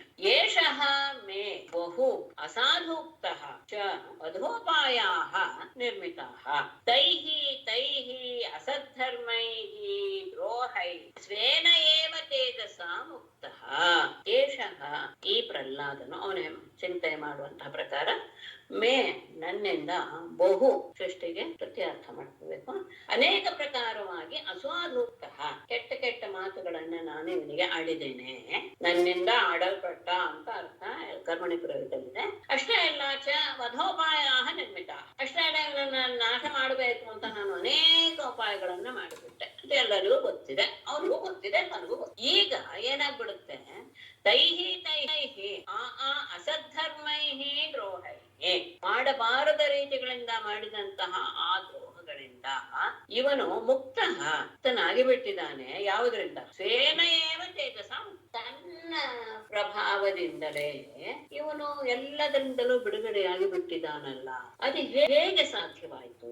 ನಾನು ಅನೇಕ ರೀತಿಯಾದಂತಹ ಕೆಟ್ಟ ಮಾತನ್ನ ಅವನಿಗೆ ಬಳಸಿ ಅನೇಕ ರೀತಿಯಾಗಿ ಅವನನ್ನ ಸಾಯಿಸೋದಕ್ಕೂ ಸಹ ಪ್ರಯತ್ನ ಪಟ್ಟೆ, ಅನೇಕ ರೀತಿಯಾದಂತಹ ವ್ಯವಸ್ಥೆಗಳನ್ನು ಸಹ ಮಾಡಿದೆ. ನಾನು ಮಾಡಿದಂತಹ ಎಲ್ಲ ಕೆಟ್ಟ ಕೆಲಸಗಳು, ನನ್ನಿಂದ ಆದಂತಹ ದ್ರೋಹ ಎಲ್ಲದರಿಂದಲೂ ಸಹ ಅವನು ಬಿಡುಗಡೆ ಹೊಂದಿ ಮುಕ್ತ ಮುಕ್ತನಾಗೆ ಇದ್ದಾನೆ ಅಂದ್ರೆ ಮತ್ತೆ ಯಾರೂ ಸಹಾಯ ಮಾಡಿಲ್ಲ, ತನ್ನ ಪ್ರಭಾವದಿಂದಲೇ ಅವನಾಗಿದ್ದಾನೆ, ಏನಾಗಿರ್ಬೋದು? ಹಾಗಾಗಿ ಇವನಿಂದ ನನಗೆ ತೊಂದರೆ ಇರಬಹುದೇನೋ. ವರ್ತಮಾನೋ ವಿದೂರೇ ವೈ ಬಾಲೋ ವ್ಯಜಡಧೀರಯಂ ವಿಸ್ಮರತಿ ಮೇನಾರ್ಯಂ ಶುನಶ್ಶೇಪ ಇವ ಪ್ರಭು. 3 ಶ್ಲೋಕಗಳಿಂದ ಅವನು ಚಿಂತೆಯ ಪ್ರಕಾರವನ್ನು ಹೇಳ್ತಾ ಇದ್ದಾರೆ. ಅವಿದೂರೇ ವರ್ತಮಾನ ಅವೈ ಬಾಲಃ ಅಪಿ ಅಜಡಧೀಃ ಅಯಂ ಮೇ ಅನಾರ್ಯಂ ನ ವಿಸ್ಮರತಿ ಶುನಶ್ಶೇಫೈವ ಪ್ರಭು. ಅವಿದೂರೇ ವರ್ತಮಾನ, ಸಮೀಪದಲ್ಲಿಯೇ ಇದಾನಲ್ವೇ ವೈ ನಿರ್ಣಯ. ಅಷ್ಟೇ ಅಲ್ಲ, ಬಾಲಃ ಅಪಿ, ಬಹಳ ಬಾಲಕನಾಗಿದ್ದರೂ ಸಹ, ತುಂಬಾ ಇನ್ನು ಸಣ್ಣ ವಯಸ್ಸು, 5 ವರ್ಷ. ಅಜಡಧೀಃ ಅಯಂ, ಅತ್ಯಂತ ತಿಳುವಳಿಕೆಯನ್ನು ಹೊಂದಿರುವಂತಹ ಇವನು. ಜಡಧೀಃ ಅಂದ್ರೆ ಮಂದ, ಅಜಡಧೀಃ ಅಂದ್ರೆ ಅತ್ಯಂತ ತಿಳುವಳಿಕೆ ಉಳ್ಳಂತಹ ಈ ಪ್ರಹ್ಲಾದನು ಮೇ ಅನಾರ್ಯಂ ನ ವಿಸ್ಮರತಿ, ನಾನು ಮಾಡಿದಂತಹ ಕೆಟ್ಟ ಕೆಲಸಗಳನ್ನ, ನನ್ನ ದೌರ್ಜನ್ಯವನ್ನ ಅವನು ಮರೆಯೋದಿಲ್ಲ. ಹೇಗೆ? ಶುನಶ್ಶೇಫ ಇವ. ಶುನಶ್ಶೇಫ ಎನ್ನುವನು ವಿಶ್ವಾಮಿತ್ರನಿಗೆ ಸೋದರಳಿಗೆ. ರುಚಿಕ ಎನ್ನುವಂತಹ ಬ್ರಾಹ್ಮಣನ ಮಧ್ಯಮ ಮಗ ಶುನಶ್ಶೇಫ ಎನ್ನುವನು. ಇಲ್ಲಿ 2 ರೀತಿ ಅರ್ಥ ಮಾಡ್ತಾರೆ. ಮೊದಲ ಕಥೆಯನ್ನ ಹೇಳ್ಬಿಡ್ತೇನೆ. ಯಾವಾಗ ಹರಿಶ್ಚಂದ್ರನಿಗೆ ಮಗ ಹುಟ್ಲಿಲ್ಲ ಅಂತ ಆದಾಗ ಅವನು ಬೇರೆಯವರ ಉಪದೇಶದಿಂದ ಹುಟ್ಟಿದ ಮಗನನ್ನ ನಾನು ದೇವತೆಗಳಿಗೆ ಅರ್ಪಿಸಿಬಿಡ್ತೇನೆ ಅಂತ ಪ್ರತಿಜ್ಞೆ ಮಾಡಿ, ಆ ಪ್ರತಿಜ್ಞಾ ಫಲದಿಂದ ಅವನು ಮಗನನ್ನ ಪಡಿತಾನೆ, ರೋಹಿತಾಶ್ವನ. ಅದು ಮಗ ಹುಟ್ಟಿದ ತಕ್ಷಣ ಅವನು ಓಡ್ ಬರ್ತಾನೆ ವರುಣ ದೇವತೆಗೆ ಅವನು ಬರ್ತಾನೆ, ನಿನ್ ಮಗನ್ ಕೊಡು ಅಂತ. ಅಯ್ಯೋ ಇಲ್ಲ, ಈಗಿನ್ನು ಹುಟ್ಟಿದಾನೆ, ತುಂಬಾ ದಿವಸ ಮೇಲೆ ಹುಟ್ಟಿದಾನೆ, ಸ್ವಲ್ಪ ದಿವಸ ಆಗಲಿ ಅಂತ ಹೇಳಿ ಒಂದಷ್ಟು ದಿನಗಳನ್ನ ಕಡಿತಾನೆ. ಅದಾದ್ಮೇಲೆ ಮತ್ತೆ ಬರ್ತಾನ. ಹೀಗೆ ತುಂಬಾ ಸತಿ ಬಂದು ಹೋಗ್ತಾನೆ. ಪ್ರತಿ ಸತಿನೂ ಅವನೇ ಅಂತಂದು ಹೇಳ್ತಾನೆ, ಅಯ್ಯೋ ಅಲ್ಲಿ ಬರ್ಲಿ, ಈಗ ಓಡಾಡ್ತಿದ್ದಾನೆ, ಆಹಾರ ತಗೋತಾ ಇಲ್ಲ, ಗಟ್ಟಿ ಆಗ್ಲಿ, ಹಾಗೆ ಹೀಗೆ ಇತ್ಯಾದಿ ಹೇಳ್ತಾ. ಏನಾದ್ರೂ ಕೊನೆಗೆ ಅವನು ಒಪ್ಸೋಕೆ ಸಿದ್ಧನಾಗಿರಲ್ಲ, ಸಹಜವಾದ. ಆಗ ಪುರೋಹಿತರು ಹೇಳ್ತಾರೆ, ಬೇರೆ ಯಾರದ್ದಾದ್ರೂ ಒಬ್ಬ ಮಗನನ್ನ ನೀನು ಮನುಷ್ಯನನ್ನ ಕೊಂಡುಕೊಂಡು ಅವನನ್ನ ಅವನಿಗೆ ಒಪ್ಪಿಸ್ಬಿಡು ಅಂತ ಉಪಾಯ ಹೇಳ್ಕೊಡ್ತಾರೆ. ಆಯ್ತು ಅಂತ ಅವನು ಆಳುಗಳನ್ನೆಲ್ಲ ಕಳಿಸ್ತಾನೆ. ಆಗ ರುಚಿಕಮನಿಗೆ ನಾಮಕರಿರೋದು ಗೊತ್ತಾಗಿ ಯಾರನ್ನಾದ್ರೂ ಒಬ್ಬರು ಕೊಡ್ತಾನೇನೋ ಅಂತ ಕೇಳಿದಾಗ, ತಂದೆ ಹಿರಿಯ ಮಗ ಬೇಕು ಅಂದ್ಬಿಡ್ತಾನೆ, ತಾಯಿ ಕೊನೆಯ ಮಗ ಬೇಕು ಅಂತ ಹೇಳಿದಾಗ ಮಧ್ಯಮದವನಿಗೆ ಗೊತ್ತಾಗ್ಬಿಡುತ್ತೆ, ಓಹೋ ತಂದೆ ತಾಯಿಗಳು ನನ್ನನ್ನು ಬಿಟ್ರು ಅಂತ. ಹೇಳೋದಿಲ್ಲ ಅದ್ರ ಬಾಯಿಂದ, ಆದ್ರೆ ತಂದೆ ತಾಯಿಗಳು ಬಿಟ್ರು ಅಂತ ಗೊತ್ತಾದಾಗ ಅವರಿಗೆ ಬೇಕಾದಷ್ಟು ದುಡ್ಡು ಕೊಟ್ಟು ಅವನನ್ನ ಕರ್ಕೊಂಡು ಹೋಗ್ತಾರೆ. ದಾರಿಯಲ್ಲಿ ವಿಶ್ವಾಮಿತ್ರನ ಇದಾಗುತ್ತೆ, ಸಿಗ್ತಾನೆ, ಸಂಪರ್ಕವಾಗುತ್ತೆ. ಆಗ ವಿಶ್ವಾಮಿತ್ರನಿಗೆಲ್ಲ ಗೊತ್ತಾಗಿ ಆತ ತನ್ನ ಉಪಾಯದಿಂದ ಶುನಶ್ಶೇಫನನ್ನ ರಕ್ಷಣೆ ಮಾಡ್ತಾನೆ. ಅಂದ್ರೆ ಆ ಯಜ್ಞದಲ್ಲಿ ಅವನನ್ನ ಬಲಿ ಕೊಡಬೇಕು. ಆ ಸಂದರ್ಭದಲ್ಲಿ ಯಾವುದೋ ಒಂದು ಮಂತ್ರದ ಮೂಲಕ ಈತನನ್ನ ರಕ್ಷಣೆ ಮಾಡುವ ಒಂದು ಕ್ರಿಯೆಯನ್ನು ವಿಶ್ವಾಮಿತ್ರನೇ ಮಾಡಿ ಆತನನ್ನ ತನ್ನ ಹತ್ರನೇ ಇಟ್ಕೊಳ್ತಾನೆ. ಆಗ ಏನಾಗತ್ತೆ ಅಂದ್ರೆ ಶುನಶ್ಶೇಫನಿಗೆ ತಂದೆ ತಾಯಿಗಳ ಬಗ್ಗೆ ತುಂಬಾ ಕೋಪ. ಅವನೇನ್ ಮಾಡ್ಬಿಡ್ತಾನೆ, ನಾನು ವಿಶ್ವಾಮಿತ್ರನ ಮಗನೇ ಅಂತ ಹೇಳಿ ಅವರ ಗೋತ್ರಕ್ಕೆ ಸೇರ್ಬಿಡ್ತೀನಿ. ಹಾಗೆ ಶುನಶ್ಶೇಫನ ಹಾಗೆ ಇವನು ಸಹ ನನ್ನ ಬಗ್ಗೆ ಕೋಪಿಸ್ಕೊಳ್ಬಹುದು ಅಂತ ಒಂದು ಪ್ರಭು ಅಂದ್ರೆ ಸಮರ್ಥ. ಅವನ ಹಾಗೆ ಇವನು ಸಹ ತನ್ನ ಮೇಲೆ ಕೋಪಿಸ್ಕೊಳ್ಳೋದಕ್ಕೆ ಸಮರ್ಥನಾದ. ಇನ್ನೊಂದು ಗೊತ್ತಿರುವಂತಹ ವಿಷಯ ನಿಮ್ಗೆ ಎಲ್ರಿಗೂ ಸಹ, ಶುನಃ ಅಂದ್ರೆ ನಾಯಿ, ಶೇಫ ಅಂದ್ರೆ ಬಾಲ, ನಾಯಿಯ ಬಾಲದಂತೆ ಅಂತ ಅರ್ಥ. ಅಂದ್ರೆ ಅದು ಯಾವಾಗ್ಲೂ ಸಹ ಮನಸ್ಸಿನಲ್ಲಿ ಉಂಟಾದಂತಹ ದ್ವೇಷವನ್ನ ಹೋಗಲಾಡಿಸುವುದಿಲ್ಲ. ಹಾಗಾಗಿ ಸ್ವಭಾವ ಇಲ್ಲ, ಈ ರೀತಿಯಾಗಿ ಆಗ್ಬೋದು ಅಂತ. ಅವನು ಇಷ್ಟು ಸಣ್ಣ ವಯಸ್ಸಿನಲ್ಲಿದ್ದಾನೆ, ಮತ್ತೆ ನನ್ನ ಹತ್ರನೇ ಇದ್ದಾನೆ, ಆದ್ರೆ ಬಹಳ ತಿಳುವಳಿಕೆಸ್ತನಾಗಿದ್ದಾನೆ. ಹಾಗಾಗಿ ನಾನು ಮಾಡಿದಂತಹ ಕೆಟ್ಟ ಕೆಲಸಗಳನ್ನು ಇವನು ಯಾವತ್ತೂ ಮರೆಯೋದಿಲ್ಲ. ಹಾಗಾಗಿ ಇವನಿಂದ ನನಗೆ ತೊಂದರೆ ಇದೆ. ಅಪ್ರಮೇಯಾನುಭಾವೋಯಂ ಅಕುತಶ್ಚಿತ್ ಭಯೋಮರಃ ನೂನಮೇತದ್ ವಿರೋಧೇನ ಮೃತ್ಯುರ್ಮೇ ಭವಿತಾನವ. ಅಪ್ರಮೇಯಾನುಭಾವಃ ಅಯಂ ಅಕುತಶ್ಚಿತ್ ಭಯಃ ಅಮರಃ ನೂನಂ ಏತದ್ ವಿರೋಧೇನ ಮೇ ಮೃತ್ಯುಃ ಭವಿತಾ ನ ವಾ. ಅಪ್ರಮೇಯ ಅನುಭಾವ, ತಿಳಿಯಲು ಅಸಾಧ್ಯವಾದಂತಹ ಮಹಿಮೆಯುಳ್ಳ ಅಪ್ರಮೇಯ. ಪ್ರಮೇಯ ಅಂದ್ರೆ ಪ್ರಮಾಣಗಳಿಂದ ತಿಳಿಯುವಂಥದ್ದು ಪ್ರಮೇಯ. ಯಾವ ಪ್ರಮಾಣಗಳಿಂದಲೂ ಸಹ ತಿಳಿಯಕ್ಕೆ ಆಗದೇ ಇರುವಂತಹ ಶಕ್ತಿ ಇದೆ ಇವನಲ್ಲಿ ಅಂತ ಅರ್ಥ. ಅಂದ್ರೆ ಯಾರು ಊಹಿಸಲಾರದೆ ಇರುವಂತಹ ಶಕ್ತಿಯನ್ನು ಹೊಂದಿರುವಂತಹ ಅಯಂ ಇವನು. ಅಕುತಶ್ಚಿತ್ ಭಯ ಅದು ಬೇರೆ, ಇವನಿಗೆ ಯಾರಿಂದಲೂ ಸಹ ಭಯವಿಲ್ಲ. ಅಮರಹ, ಅವನಿಗೆ ಮರಣ ಎನ್ನುವುದು ಸಹ ಆಗಲ್ಲ. ಹಾಗಾದಾಗ ನೂನಂ ನಿಶ್ಚಯವಾಗಿಯೂ ಏತದ್ ವಿರೋಧೇನ, ನಾನು ಇವನಿಗೆ ಮಾಡಿದಂತಹ ಆ ವಿರೋಧದ ಆ ಘಟನೆಯಿಂದ ಮೇ ಮೃತ್ಯು ಭವಿತ, ನನ್ನ ಮರಣ ಆಗಬಹುದು ಅಥವಾ ಆಗದೇನೂ ಇರಬಹುದು. ಅಂದ್ರೆ ಅವನ ಮನಸ್ಸು ತಂದೆಯ ಬಗ್ಗೆ ಏನನ್ಸುತ್ತೋ, ತಂದೆಯ ಅಂತ ಒಂದು ಸ್ಥಾನ ಇದೆಯಲ್ಲ, ಹಾಗಾಗಿ ನನ್ನ ಮರಣ ಆಗದೇನೂ ಇರಬಹುದು, ಆಗ್ಲೂಬಹುದು. ಯಾಕೆಂದ್ರೆ ಇವನ ಶಕ್ತಿ ಹೀಗೆ ಅಂತ ಊಹಿಸಕ್ಕೂ ಆಗ್ತಾ ಇಲ್ಲ. ಅಂತಹ ಶಕ್ತಿಯನ್ನು ಹೊಂದಿದ್ದಾನೆ. ಅವನಿಗೆ ಯಾವುದರಿಂದಲೂ ಸಹ ಭಯವೂ ಇಲ್ಲ, ಮೃತ್ಯು ಅಂತ ಅವನನ್ನು ಮುಟ್ಟೋದೂ ಇಲ್ಲ. ಹಾಗಾಗಿ ಇವನನ್ನು ನಾನು ವಿರೋಧ ಮಾಡಿದ್ರಿಂದ ನನಗೇ ಸಾವು ಉಂಟಾಗಬಹುದು, ಆಗದೇನೂ ಇರಬಹುದು. ಇತಿ ತಂ ಚಿಂತೆಯ ಕಿಂಚಿನ್ ಜ್ಞಾನಶ್ಯಮದೋಂಖಂ ಚಂಡಾಮರ್ಕೌ ಔಷನಸೌ ವಿವಿಕ್ತ ಇತಿ ಹೋಚತು.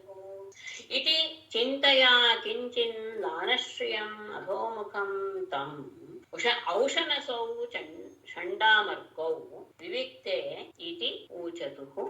ಇತಿ ಈ ರೀತಿಯಾಗಿ ಚಿಂತೆಯ, ಈ ರೀತಿಯಾದಂತಹ ವಿಚಾರಗಳಿಂದ, ಚಿಂತೆಯಿಂದ ಕಿಂಚಿನ್ ದಾನಶ್ರಿಯಂ ಮುಖವನ್ನ ಬಾಡಿದಂತಹ ಮುಖವುಳ್ಳವನಾಗಿ, ಅಧೋಮುಖಂ ತಲೆಯನ್ನ ಬಗ್ಗಿಸಿದ್ದಂತಹ ತಂ ಆ ಹಿರಣ್ಯಕಶಿಪುವನ್ನ ಔಷನಸೌ ಶುಕ್ರಾಚಾರ್ಯರ ಮಕ್ಕಳಾದಂತಹ ಷಂಡಾಮರ್ಕೌ ಷಂಡ ಮತ್ತು ಅಮರ್ಕ ಅವರಿಬ್ಬರೂ ಸಹ ವಿವಿಕ್ತೆ ಏಕಾಂತದಲ್ಲಿ ಅವನನ್ನ ಬೇರೆ ಕಡೆಗೆ ಕರ್ಕೊಂಡು ಹೋಗಿ ಯಾರಿಗೂ ಕೇಳುತ್ತೆ ಇರುವ ರೀತಿಯಲ್ಲಿ ಇತಿ ಪೂಜತು. ಈ ರೀತಿಯಾಗಿ ಅವರು ಅವನಿಗೆ ಉಪದೇಶ ಮಾಡ್ತಾರೆ. ಅವನ ಚಿಂತೆ ನೋಡಿ ಅವನ ಅಂದ್ರೆ ಇದನ್ನೆಲ್ಲ ಅವನು ಮನಸ್ಸಿನಲ್ಲಿ ಅನ್ಕೊಂಡಿದ್ದು, ಆದ್ರೆ ಮುಖ ನೋಡಿದಾಗ ಗೊತ್ತಾಯ್ತು ಅವನು ಯಾವುದೋ ಅನಿಷ್ಟವನ್ನು ಹೇಳಿದ ಅಂತ. ತಲೆ ಬಗ್ಗಿಸ್ಕೊಂಡು ಬೇರೆ ಕೂತ್ಬಿಟ್ಟಿದ್ದಾನೆ. ಅಂತಹ ರಾಜನನ್ನು ನೋಡಿ ಶುಕ್ರಾಚಾರ್ಯ ಮಕ್ಕಳಾದಂತಹ ಗುರುಗಳಾದಂತಹ ಇಬ್ಬರು ಅವನನ್ನ ಏಕಾಂತಕ್ಕೆ ಕರ್ಕೊಂಡು ಹೋಗಿ ಅವನಿಗೆ ಈ ರೀತಿಯಾದ ಮಾತನ್ನು ಹೇಳ್ತಾರೆ. ಇದಂ ತ್ವಯೈಕೇನ ಜಗತ್ತ್ರಯಂ ಭುವೋಃ ವಿಜೃಂಭಣ ತ್ರಸ್ತ ಸಮಸ್ತ ದುಷ್ಣ್ಯಪಂ ತತಸ್ಯ ಚಿಂತ್ಯಂ ತವ ನಾಥ ಚಕ್ಷ್ಮಹೇ ನ ವೈ ಶಿಶೂನಾಂ ಗುಣದೋಷಯೋಃ ಪದಂ. ಏಕೇನ ತ್ವಯ ಜಗತ್ತ್ರಯಂ ಚಿತಂ ಧ್ರುವೋಃ ವಿಜೃಂಭಣತ್ರಸ್ತ ಸಮಸ್ತಧಿಷ್ಣ್ಯಪಂ ನಾಥ ತಸ್ಯ ತವ ಚಿಂತ್ಯಂ ನ ಚಕ್ಷ್ಮಹೇ ಶಿಶೂನಾಂ ಗುಣದೋಷಯೋಃ ಪದಂ ನ ವೈ. ಏಕೇನ ತ್ವಯ ಒಬ್ಬನೇ, ಯಾರ ಸಹಾಯವಿಲ್ಲದೆ ಅಸಹಾಯಕನಾಗಿ ಒಬ್ಬನಿಂದ ಜಗತ್ತ್ರಯಂ ಜಿತಂ ಮೂರು ಲೋಕಗಳನ್ನು ಸಹ ನೀನು ಗೆದ್ದಿದೀಯ. ಅಷ್ಟೇ ಅಲ್ಲ, ಭ್ರುವೋಃ ವಿಜೃಂಭಣತ್ರಸ್ತ ಸಮಸ್ತ ಧಿಷ್ಣ್ಯಪಂ, ನೀನು ಸ್ವಲ್ಪ ಹುಬ್ಬನ್ನ ಏನು ತಿರುಗಿಸಿದ್ರೆ ಸಾಕು, ಎಲ್ಲರೂ ಸಹ, ಎಲ್ಲ ಲೋಕಪಾಲಕರು ಸಹ ನಡಿಗೆ ಹೋಗ್ತುವೋರ್ ವಿಜೃಂಭಣತ್ರಸ್ತ ಸಮಸ್ತ ಧಿಷ್ಣ್ಯಪಂ, ನಿನ್ನ ಹುಬ್ಬಿನ ಅಲ್ಲಾಡುವಿಕೆಯಿಂದಲೇ ಎಲ್ಲ ಲೋಕಪಾಲಕರು ಸಹ ಹೆದರಿ ಹೋಗ್ತಾರೆ. ಅಂತಹವನು ನೀನು, ಅಂತಹ ನಾಥ ಒಡೆಯನೆ. ತಸ್ಯ ತವ, ಅಂತಹ ನಿನಗೆ ಚಿಂತ್ಯಂ ನ ಚಕ್ಷ್ಮಹೇ, ನೀನು ಇಷ್ಟೆಲ್ಲ ಯೋಚನೆ ಮಾಡುವಂತಹದ್ದು ಏನು ಇಲ್ಲ ಅಂತ ನಾವು ಅನ್ಕೊಂಡಿದ್ದೇವೆ. ಯಾಕೆ ಅಂದ್ರೆ ಶಿಶೂನಾಂ ಮಕ್ಕಳ ಗುಣದೋಷಯೋಹೋ ಗುಣ ಮತ್ತು ದೋಷಗಳ ವಿಷಯದಲ್ಲಿ ಪದಂ ನ ವೈ, ಅದನ್ನ ಬಹಳ ಗಂಭೀರವಾಗಿ ಅದನ್ನ ಆಶ್ರಯಿಸಿಕೊಂಡು ನೀವು ಏನೇನೋ ಯೋಚನೆ ಮಾಡೋದು ಸರಿಯಲ್ಲ. ಎಲ್ಲ ಇನ್ನು ಮಕ್ಕಳು ಆಡುವಂತ ಮಕ್ಕಳು ಅವ್ರು ಏನೇನೋ ಹೇಳ್ತಾರೆ ಮಾಡ್ತಾರೆ ಅನ್ನೋದನ್ನ ಅವರ ಆಟದ ಶೈಲಿ ತಗೊಳ್ಬೇಕೇ ಹೊರತು ಅದನ್ನ ತೀವ್ರವಾಗಿ ತಗೊಳ್ಳೋದು ಸರಿಯಲ್ಲ. ನಿನ್ನ ಪರಾಕ್ರಮ ಇಂಥದ್ದು, ಇಡೀ ಲೋಕವೇ ಮೂರು ಲೋಕವೂ ಹೆದರಿದೆ ನಿನಗೆ. ಇಷ್ಟೆಲ್ಲ ಸಾಮರ್ಥ್ಯ ಇರುವಂತಹ ನೀನು ಯಾವುದೋ ಒಂದು ಮಗು ಮಾತಾಡಿದ್ರ ವಿಷಯದಲ್ಲಿ ಅದು ಸರಿ ತಪ್ಪು ಅಂತ ಹೇಳೋದು ಖಂಡಿತ ಸರಿಯಲ್ಲ. ಇದರ ವಿಷಯದಲ್ಲಿ ನೀನ್ ಇಷ್ಟೆಲ್ಲ ಚಿಂತೆ ಮಾಡೋದು ಸರಿ ಅಂತ ನಮ್ಗೇನೋ ಅನ್ನಿಸ್ತಾ ಇಲ್ಲ. ಆದರೂ ಸಹ ಅವನನ್ನು ಬಿಡುಗಿಡೋದು ಬೇಡ, ಬಂಧನದಲ್ಲಿ ಇಡುವೆ. ಇಮಂತ ಭಾಷೈರ್ವರ್ಣಸ್ಯ ಬದ್ಧಾನಿ ದೇಹಿ ಭೀತೋ ನ ಬಲಾಯತೆ ಯಥಾ ಬುದ್ಧಿಶ್ಚ ಪುಂಸೋ ವಯಸಾರ್ಯ ಸೇವಯ ಯಾವತ್ ಗುರುರ್ ಭಾರ್ಗವ ಆಗಮಿಷ್ಯತಿ. ಇಮಂತು ವರುಣಸ್ಯ ಪಾಶೈಃ ಬದ್ಧ್ವಾ ಭೀತಃ ಯಥಾ ನ ಪಲಾಯತೆ ಯಾವತ್ ಗುರುಃ ಭಾರ್ಗವಃ ಆಗಮಿಷ್ಯತಿ ತಾವತ್ ಅಂತ ಅರ್ಥ. ನಿದೇಹಿ ಸಹ ಬುದ್ಧಿಃ ಚ ವಯಸ ಆದ್ಯ ಸೇವೆಯ ಸಮ್ಯಕ್ ಭವಿಷ್ಯತಿ ಅಂತ ಸೇರಿಸ್ಕೊಳ್ಬೇಕು. ಇಮಂತು, ಆದ್ರೆ ಈ ಪ್ರಹ್ಲಾದನನ್ನಾದರೂ ವರುಣಸ್ಯ ಪಾಶೈಃ ವರುಣನ ಪಾಶಗಳಿಂದ ಹಗ್ಗಗಳಿಂದ ಬದ್ಧ ಕಟ್ಟಿ ಭೀತಃ ಯಥಾನಪ ಪಲಾಯಿತೆ, ಹೆದರಿಕೊಂಡು ಎಲ್ಲೂ ಹೋಗದೆ ಇರುವ ರೀತಿಯಲ್ಲಿ ಇವನನ್ನ ಕಟ್ ಹಾಕ್ಬೇಕು. ಎಲ್ಲಿಯವರೆಗೆ? ಯಾವತ್ ಗುರು ಭಾರ್ಗವ ಆಗಮಿಷ್ಯತೆ, ನಮ್ಮ ತಂದೆಯಾದಂತಹ ಭಾರ್ಗವ ಶುಕ್ರಾಚಾರ್ಯರು ಎಲ್ಲಿಯವರೆಗೂ ಅಂದ್ರವ ಅವರು ಇಲ್ಲ ಅಂತ ಅರ್ಥ, ಅರಮನೆಗೆ ಬರುವವರೆಗೂ ಸಹ ಅವನ್ನ ಈ ರೀತಿಯಾಗಿ ಬಂಧನದಲ್ಲಿ ಇಡಬೇಕು. ಯಾಕೆ ಅಂದ್ರೆ ಪುಂಸಃ ಬುದ್ಧಿ, ಮನುಷ್ಯರಿಗೆ ಬುದ್ಧಿಯು ವಯಸ್ಸಾಗ್ತಾ ಇದ್ದ ಹಾಗೆ ಆರ್ಯ ಸೇವೆಯ ಗುರು ಹಿರಿಯರ ಸೇವೆ ಮಾಡ್ತಾ ಇದ್ದ ಹಾಗೆ ಅದು ಪಕ್ವವಾಗ್ತಾ ಉತ್ತಮವಾಗ್ತಾ ಹೋಗುತ್ತೆ. ತನ್ನ ತಂದೆ ಬಂದ ಮೇಲೆ ತಂದೆಯ ಜೊತೆಗೆ ವ್ಯವಹಾರ ಮಾಡ್ತಾ ಇದ್ದ ಹಾಗೆ ಅವನು ಬೆಳೀತಾ ಬಂದ ಹಾಗೆ ಇವನು ಬುದ್ಧಿಯು ಸಹ ಸರಿ ಹೋಗಬಹುದು. ಹಾಗಾಗಿ ಇವನನ್ನ ಬಿಡುಗಿಡೋದಲ್ಲ ಪ್ರಶ್ನೆ ಇಲ್ಲ, ವರ್ಣನ ಹಗ್ಗಗಳಿಂದ ಪಾಶದಿಂದ ಇವನನ್ನ ಕಟ್ಟಿ ಹಾಕಿ ಒಂದ್ ಕಡೆ ಇಡೋಣ. ನಮ್ಮ ತಂದೆ ಶುಕ್ರಾಚಾರ್ಯರು ಬರೋವರೆಗೂ ಸಹ ಹೀಗೆ ಇಡೋಣ. ಯಾಕೆಂದ್ರೆ ಅವರು ಅತ್ಯಂತ ಪವಿತ್ರರಾದಂತಹ ಅವರು, ಅವರ ಸೇವೆಯಿಂದ ಅವರ ಮಾತಿನಿಂದ ಸರಿ ಹೋಗಬಹುದು. ಯಾಕೆಂದ್ರೆ ಮನುಷ್ಯರ ಬುದ್ಧಿ ವಯಸ್ಸು ಬರ್ತಾ ಇದ್ದ ಹಾಗೆ ಉತ್ತಮರ ಸಹವಾಸದಿಂದ ಉತ್ತಮರ ಸೇವೆಯಿಂದ ಪಕ್ವ ಆಗುತ್ತೆ. ತಥೇತಿ ಗುರುಪುತ್ರೋಕ್ತಂ ಅನುಜ್ಞಾಯೇ ನಮ ಬ್ರವೀತ್ ಧರ್ಮಾಹ್ಯಸ್ಯೋಪದೇಷ್ಟವ್ಯ ರಾಜ್ಞಾಂ ಯೇ ಗೃಹಮೇಧಿನಾಂ. ಇನ್ನೇನು ಉಪಾಯ ಕಾಣ್ಲಿಲ್ಲ, ಯಾಕಂದ್ರೆ ಉಪಾಯ ಅಂತ ಸರಿ ಅನ್ನಿಸ್ತು, ಹೋ ಅಂತ ಒಪ್ಕೊಂಡಾಯ್ತು. ತಥಾ ಇತಿ ಗುರುಪುತ್ರೋಕ್ತಂ ನ್ಯಾಯ ಇದಂ ಅಬ್ರವೀತ್ ಅಸ್ಯ ಹಿ ಯೇ ಗೃಹಮೇಧಿನಾಂ ರಾಜ್ಞಾಂ ಧರ್ಮಾಃ ತೇ ಅಂತ ತಗೊಳ್ಬೇಕು, ಉಪದೇಷ್ಟವ್ಯಾಃ. ತಥಾ ಇತಿ ಅವ್ರು ಹೇಳಿದ ಮೇಲೆ ಹಾಗೆ ಆಗಲಿ ಅಂತ ಗುರುಪುತ್ರೋಕ್ತಂ ಅನುಜ್ಞಾಯ, ಗುರುವಿನ ಮಕ್ಕಳಾದಂತಹ ಚಂಡಾಮರ್ಕರಿಂದ ಹೇಳಲ್ಪಟ್ಟದ್ದನ್ನ ಒಪ್ಪಿಕೊಂಡು ಇದಂ ಅಬ್ರವೀತ್. ಅಷ್ಟೇ ಅಲ್ಲ, ಅವರಿಗೂ ಕೆಲವು ವಿಷಯವನ್ನು ಹೇಳಿದ. ಏನಂತ? ಅಸ್ಯ ಹಿ, ಈ ಪ್ರಹ್ಲಾದನಿಗೆ, ಯೇ ಗೃಹಮೇಧಿನಾಂ ರಾಜ್ಞಾಂ ಧರ್ಮಾಃ, ಗೃಹಸ್ಥರಾದಂತಹ ರಾಜರು ಯಾವ ಧರ್ಮಗಳನ್ನ ಅನುಸರಿಸಬೇಕೋ ಆ ಎಲ್ಲ ಧರ್ಮಗಳು ಸಹ ಉಪದೇಷ್ಟವ್ಯಾಹ, ಉಪದೇಶಿಸಲ್ಪಡಬೇಕು. ಅಂದ್ರೆ ರಾಜರಾದವರು ಅದೇ ಅಂಥವ್ರು, ಗೃಹಸ್ಥರಾದಂತಹವರು ಯಾವ ಧರ್ಮಗಳನ್ನ ಪಾಲಿಸಬೇಕು ಎನ್ನುವಂತಹ ಎಲ್ಲ ಧರ್ಮಗಳ ವಿಷಯಗಳನ್ನ ಅವನಿಗೆ ನೀವು ತಿಳಿಸ್ಬೇಕು ಅಂತ ಆದ್ಮೇಲೆ ಮತ್ತೆ ಪ್ರಹ್ಲಾದನ ನಾರದರ ಮಾತು, ಧರ್ಮಮರ್ಥಂಚ ಕಾಮಂಚ ಇತರಾಂ ಚ ಅನುಪೂರ್ವಶಃ ಪ್ರಹ್ಲಾದಾಯ ಊಚತು ರಾಜನ್ ಅವನತಾಯ ಚ. ರಾಜನ್ ಪ್ರಶ್ರಿತಾವನತಾಯ ಪ್ರಹ್ಲಾದಾಯ ಧರ್ಮಂ ಅರ್ಥಂ ಕಾಮಂಚ ಅನುಪೂರ್ವಶಃ ನಿತರಾಂ ಊಚತು. ರಾಜನೇ ಯುಧಿಷ್ಠಿರನೇ ಇದಾದ ಮೇಲೆ ಪ್ರಶ್ರಿತಾವನತಾಯ, ವಿನಯಪೂರ್ವಕವಾಗಿ ತಲೆ ಬಗ್ಗಿಸಿಕೊಂಡಿರುವಂತಹ, ಅಂದ್ರೆ ವಿನಯಪೂರ್ವಕವಾಗಿರುವಂತಹ ಪ್ರಹ್ಲಾದನಿಗೆ ಅವರಿಬ್ಬರು ಚಂಡಾ ಮತ್ತು ಮರ್ಕರಿಬ್ಬರು ಸಹ ಧರ್ಮ ಅರ್ಥಂ ಕಾಮಂಚ, ಧರ್ಮ ಅರ್ಥ ಮತ್ತು ಕಾಮ ಇವುಗಳನ್ನ ಅನುಪೂರ್ವಶಃ ಕ್ರಮವಾಗಿ, ಯಾವ್ದಾದ್ಮೇಲೆ ಅವ್ರು ಹೇಳ್ಕೊಡ್ಬೇಕು, ಮತ್ತು ಧರ್ಮ, ಆಮೇಲೆ ಅದಕ್ಕೆ ಅನುಸಾರವಾಗಿ ಅರ್ಥ, ಆಮೇಲೆ ಅದಕ್ಕೆ ಕಾಮ, ಇದನ್ನ ನಿತರಾಂ ಬಹಳ ಶ್ರದ್ಧೆಯಿಂದ ಪೂರ್ಣವಾಗಿ ಪೂಜತು ಅವರಿಗೆ ಪಾಠ ಮಾಡಿದರು. ಅವನು ಮೊದಲು ಹಾಗೆ ಇದ್ದ ವಿನಯಶಾಲಿಯಾಗಿ, ಈಗಲೂ ಸಹ ಹಾಗೆ ವಿನಯಶಾಲಿಯಾಗಿ ಇದ್ದಾನೆ. ಅಂತಹ ಪ್ರಹ್ಲಾದನಿಗೆ ಅವರೇನೇನು ತಿಳಿಸಬೇಕು, ರಾಕ್ಷಸರ ಅಸುರನ ವಂಶದಲ್ಲಿ ಬಂದಂತಹ ಧರ್ಮಾರ್ಥ ಕಾಮಗಳೆಲ್ಲವನ್ನೂ ಸಹ ಧರ್ಮಾರ್ಥ ಕಾಮ ಮಾತ್ರ ಗಮನಿಸ್ಕೋಬೇಕು, 3 ಪುರುಷಾರ್ಥಗಳನ್ನ ತಿಳಿಸಿಕೊಂಡು, ಯಥಾ ತ್ರಿವರ್ಗಂ ಗುರುಭಿರಾತ್ಮನೆ ಆತ್ಮನೆ ಉಪಶಿಕ್ಷಿತಂ ನ ಸಾಧು ಮೇನೆ ತಚ್ಚಿಕ್ಷಾಂ ದ್ವಂದ್ವಾರಾಮೋಪವರ್ಣಿತಾಂ. ಯಥಾ ಆತ್ಮನೆ ಗುರುಭಿಃ ತ್ರಿವರ್ಗಂ ಉಪಶಿಕ್ಷಿತಂ ತ್ರಿವರ್ಗಂ ದ್ವಂದ್ವಾರಾಮೋಪವರ್ಣಿತಾಂ ತಚ್ಚಿಕ್ಷಾ ಸಾಧು ನ ಮೇನೆ. ಯಥಾ ಹೇಗೆ ಆತ್ಮನೆ ತನಗೆ ಗುರುಗಳಿಂದ ಉಪಶಿಕ್ಷಿತಂ ತ್ರಿವರ್ಗಂ ಹೇಳಲ್ಪಟ್ಟಂತಹ, ವಿಷ್ಣುನ ಕೊಡಲ್ಪಟ್ಟಂತಹ ಆ 3 ಪುರುಷಾರ್ಥಗಳನ್ನ, ಮತ್ತು ದ್ವಂದ್ವಾರಾಮೋಪವರ್ಣಿತ, ದ್ವಂದ್ವಗಳು ಸುಖ ರಾಗದ್ವೇಷಾದಿ ದ್ವಂದ್ವಗಳು ಆರಾಮ ಉಪವರ್ಣಿತ ಅಂದ್ರೆ ಈ ದೇಹಕ್ಕೆ ಸುಖ ಕೊಡುವಂತಹ ವಿಷಯಗಳನ್ನೇ ಹೇಳ್ತಾ ಇರುವಂತಹ ತತ್ಶಿಕ್ಷಾ ಅವರ ಶಿಕ್ಷಣವನ್ನು ಸಾಧು ನಮೇನೆ ಸರಿ ಅಂತ ಅವನಿಗೆ ಅನ್ನಿಸ್ಲಿಲ್ಲ. ಯದ್ಯಪಿ ಧರ್ಮಾರ್ಥ ಕಾಮಗಳ ವಿಷಯದಲ್ಲಿ ಅವರು ಪಾಠ ಮಾಡಿದರು. ಆ ಶಿಕ್ಷಣ ಏನಾಗಿತ್ತು? ಎಲ್ಲ ದ್ವಂದ್ವಗಳಿಂದ ಕೂಡಿರುವಂತಹದ್ದು ಮತ್ತು ಈ ಶರೀರಕ್ಕೆ ಸುಖ ಸಿಗುವಂತಹದ್ದನ್ನೇ ಪ್ರಧಾನವಾಗಿ ಇಟ್ಟುಕೊಂಡು ಹೇಳಿರುವಂತಹ ವಿಷಯವಾಗಿತ್ತು. ಆ ರೀತಿಯ ಶಿಕ್ಷಣ ಅವನ ಮನಸ್ಸಿಗೆ ಹಿಡಿಸಲಿಲ್ಲ. ಆಗ ಅಂತ ಸಂದರ್ಭದಲ್ಲಿ ಇದ್ದ ಹಾಗೆ ಗುರುಕುಲದಲ್ಲಿಯೇ ಇದ್ದ. ಆ ಸಂದರ್ಭದಲ್ಲಿ ಜೊತೆಯವರಿಗೂ ಸಹ ಒಂದಷ್ಟು ಬೋಧನೆ ಮಾಡೋದಕ್ಕೆ ಶುರು ಮಾಡ್ದ. ಯಾವಾಗ? ಯದಾಚಾರ್ಯ ಪರಾವೃತ್ತ ಗೃಹಮೇಧೀಯ ಕರ್ಮಸು ವಯಸ್ಸೈ ಪಾಲಕೈಸ್ತತ್ರ ಸ್ವಬಹುಧ ಪ್ರದಕ್ಷಿಣೈಃ. ಯದಾ ಆಚಾರ್ಯ ಗೃಹಮೇಧೀಯ ಕರ್ಮಸು ಪರಾವೃತ್ತಃ ಕೃತಕ್ಷಣೈಃ ವಯಸ್ಸೈಃ ಬಾಲಕೈಃ ತತ್ರ ಸಹ ಉಪಹೂತಃ. ಸ್ವಪಹೂತಃ ವ್ಯಾಕರಣವನ್ನ ಸ್ವಲ್ಪ ಜ್ಞಾಪಕ ಇಟ್ಕೊಂಡಿರೋರ್ಗೆ ಹೇಳ್ತೇನೆ. ಆಯ್ತಾಯ್ತಲ್ಲ, ಅದು ಏತತ್ತದೋಹೋ ಸುಲೋಪಃ ಅನೈ ಸಮಾಸೆ ಹಳಿ. ಆಮೇಲೆ ನಷ್ಟ ಪಾದಪೂರಣೆ ಇದರ ಮುಂದಿನ ಸೂತ್ರ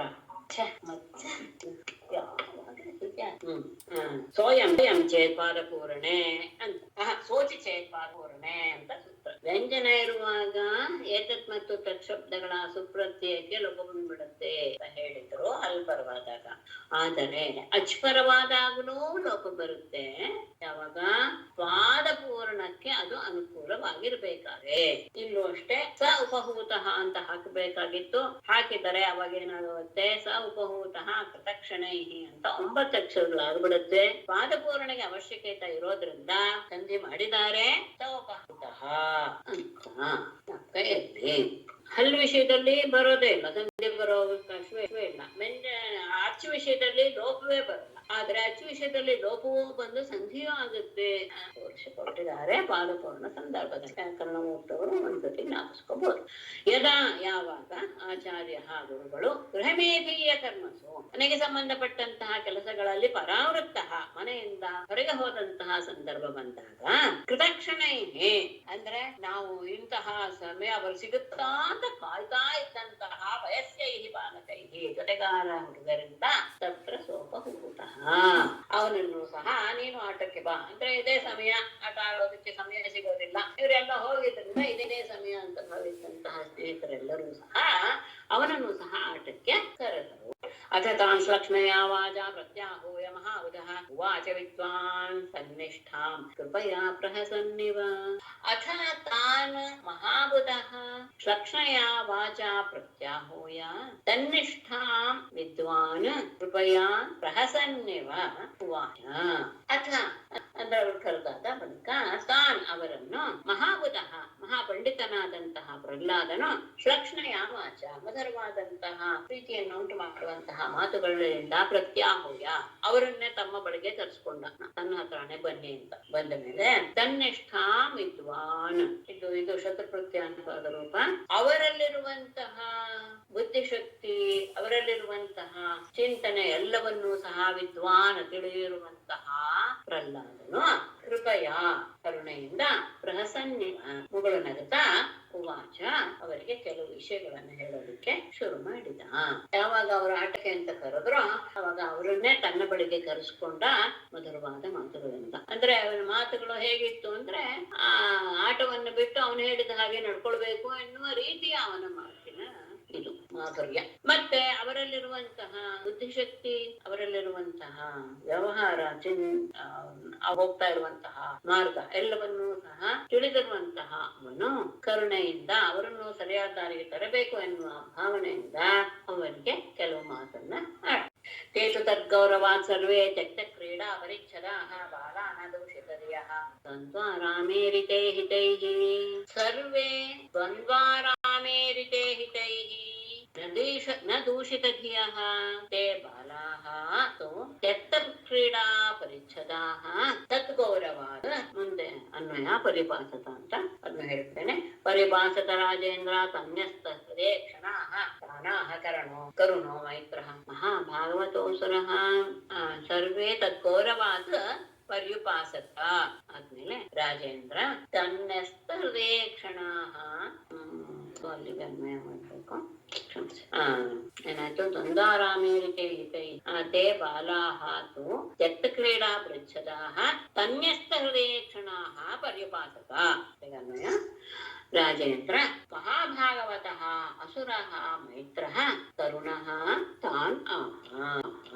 ಸರ್ವೇ ಅವರೆಲ್ಲರೂ ದ್ವಂದ್ವಾರಾಮೇರಿತೇ ಹಿತೈಹಿ, ದ್ವಂದ್ವಗಳು ಅಂದರೆ ರಾಗದ್ವೇಷ ಇತ್ಯಾದಿಗಳು ಮತ್ತು ದೇಹದ ಸುಖ ಭೋಗ ಇವುಗಳು, ಈ ರೀತಿಯಾದಂತಹ ಈರಿತ ಹಿತೈಹಿ ಅಂದರೆ ಈ ರೀತಿಯಾದಂತಹ ಉಪದೇಶದಿಂದ ನ ದೂಷಿತ ಧಿಯ ಅವರ ಬುದ್ಧಿ ಇನ್ನೂ ಕಲುಷಿತವಾಗಿರ್ಲಿಲ್ಲ. ಯದ್ಯಪಿ ಅಂತಹವರ ಸಹವಾಸ ಅಂತಹ ಗುರುಗಳಿಂದಲೇ ಅವರು ಪಾಠ ಕಲಿತಾ ಇದ್ರು ಸಹ ಅವರ ವಯಸ್ಸು ಇನ್ನೂ ಸಹ ಆ ರೀತಿಯಾದಂತಹ ಕಾಲುಷ್ಯ ಭಾವನೆಯನ್ನ ಹೊಂದಿರ್ಲಿಲ್ಲ.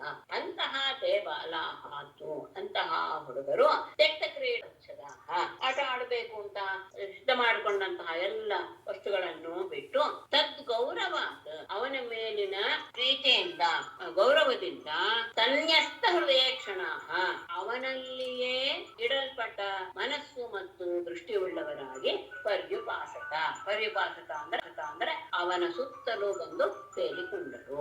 ಅಂತಹವರನ್ನ ಮಹಾಭಾಗವತಃ ಅಸುರ ಪರಮ ಭಗವದ್ಭಕ್ತನಾದಂತಹ ಅಸುರನಾದಂತಹ ಪ್ರಹ್ಲಾದನು ಮೈತ್ರ ಪ್ರೀತಿಪೂರ್ವಕವಾಗಿ ಕರುಣಃ ದಯಾಪೂರ್ಣವಾಗಿ ಇದ್ದುಕೊಂಡು ತಾನ್ ಆಹ ಅವರಿಗೆ ಮುಂದೆ ಆಡುವ ಮಾತನ್ನ ಹೇಳೋದಕ್ಕೆ ಶುರು ಮಾಡಿ. ರಾಜೇಂದ್ರ ಅನ್ನೋದು ಯುಧಿಷ್ಠನಿಗೆ ಸಂಬೋಧನೆ. ಯಾವಾಗ ಅವನು ಅವರ ಇದನ್ನೆಲ್ಲ ಅವರ ವ್ಯವಹಾರ ಅವರ ಬುದ್ಧಿ ಶಕ್ತಿ ಎಲ್ಲವನ್ನು ತಿಳ್ಕೊಂಡಾಗ ಅವರಿಗೆ ಕೆಲವು ಮಾತುಗಳನ್ನ ಹೇಳಬೇಕು ಅಂತ ಅವನು ಇಷ್ಟಪಟ್ಟ. ಅದನ್ನ ತಿಳಿದುಕೊಂಡಂತಹ ಈ ಹುಡುಗರು ಸಹ ಸಾಮಾನುಗಳನ್ನ ಅಲ್ಲಲ್ಲೇ ಬಿಟ್ಟು ಅವನ ಮೇಲಿನ ಗೌರವದಿಂದ ಅವನ ಸುತ್ತಲೂ ನೆರೆದರು. ಅಷ್ಟೇ ಅಲ್ಲ ಅವನ ದೃಷ್ಟಿಯನ್ನ ಗೊಳಿಸಿಬಿಟ್ಟಿದ್ರು. ಅಂತಹ ಮಕ್ಕಳನ್ನ ಪ್ರೀತಿಪೂರ್ವಕವಾಗಿ ಕರುಣಾಭಾವದಿಂದ ನೋಡುತ್ತಾ ಮುಂದೆ ಆಡುವ ಮಾತನ್ನ ಆಡುತ್ತಾನೆ ಪ್ರಹ್ಲಾದ. ಪರಿಭಾಸದ ರಾಜೇಂದ್ರ ತನ್ಯಸ್ತ ಹೃದಯ ಕ್ಷಣ ತಾನಾಹ ಕರುಣೋ ಮೈತ್ರ ಮಹಾಭಾಗವತೋ ಸುರಃ. ಶ್ರೀಮದ್ಭಾಗವತೆ ಮಹಾಪುರಾಣೇ ಸಪ್ತಮಸ್ಕಂಧೆ ಪಂಚಮೋಧ್ಯಾಯ.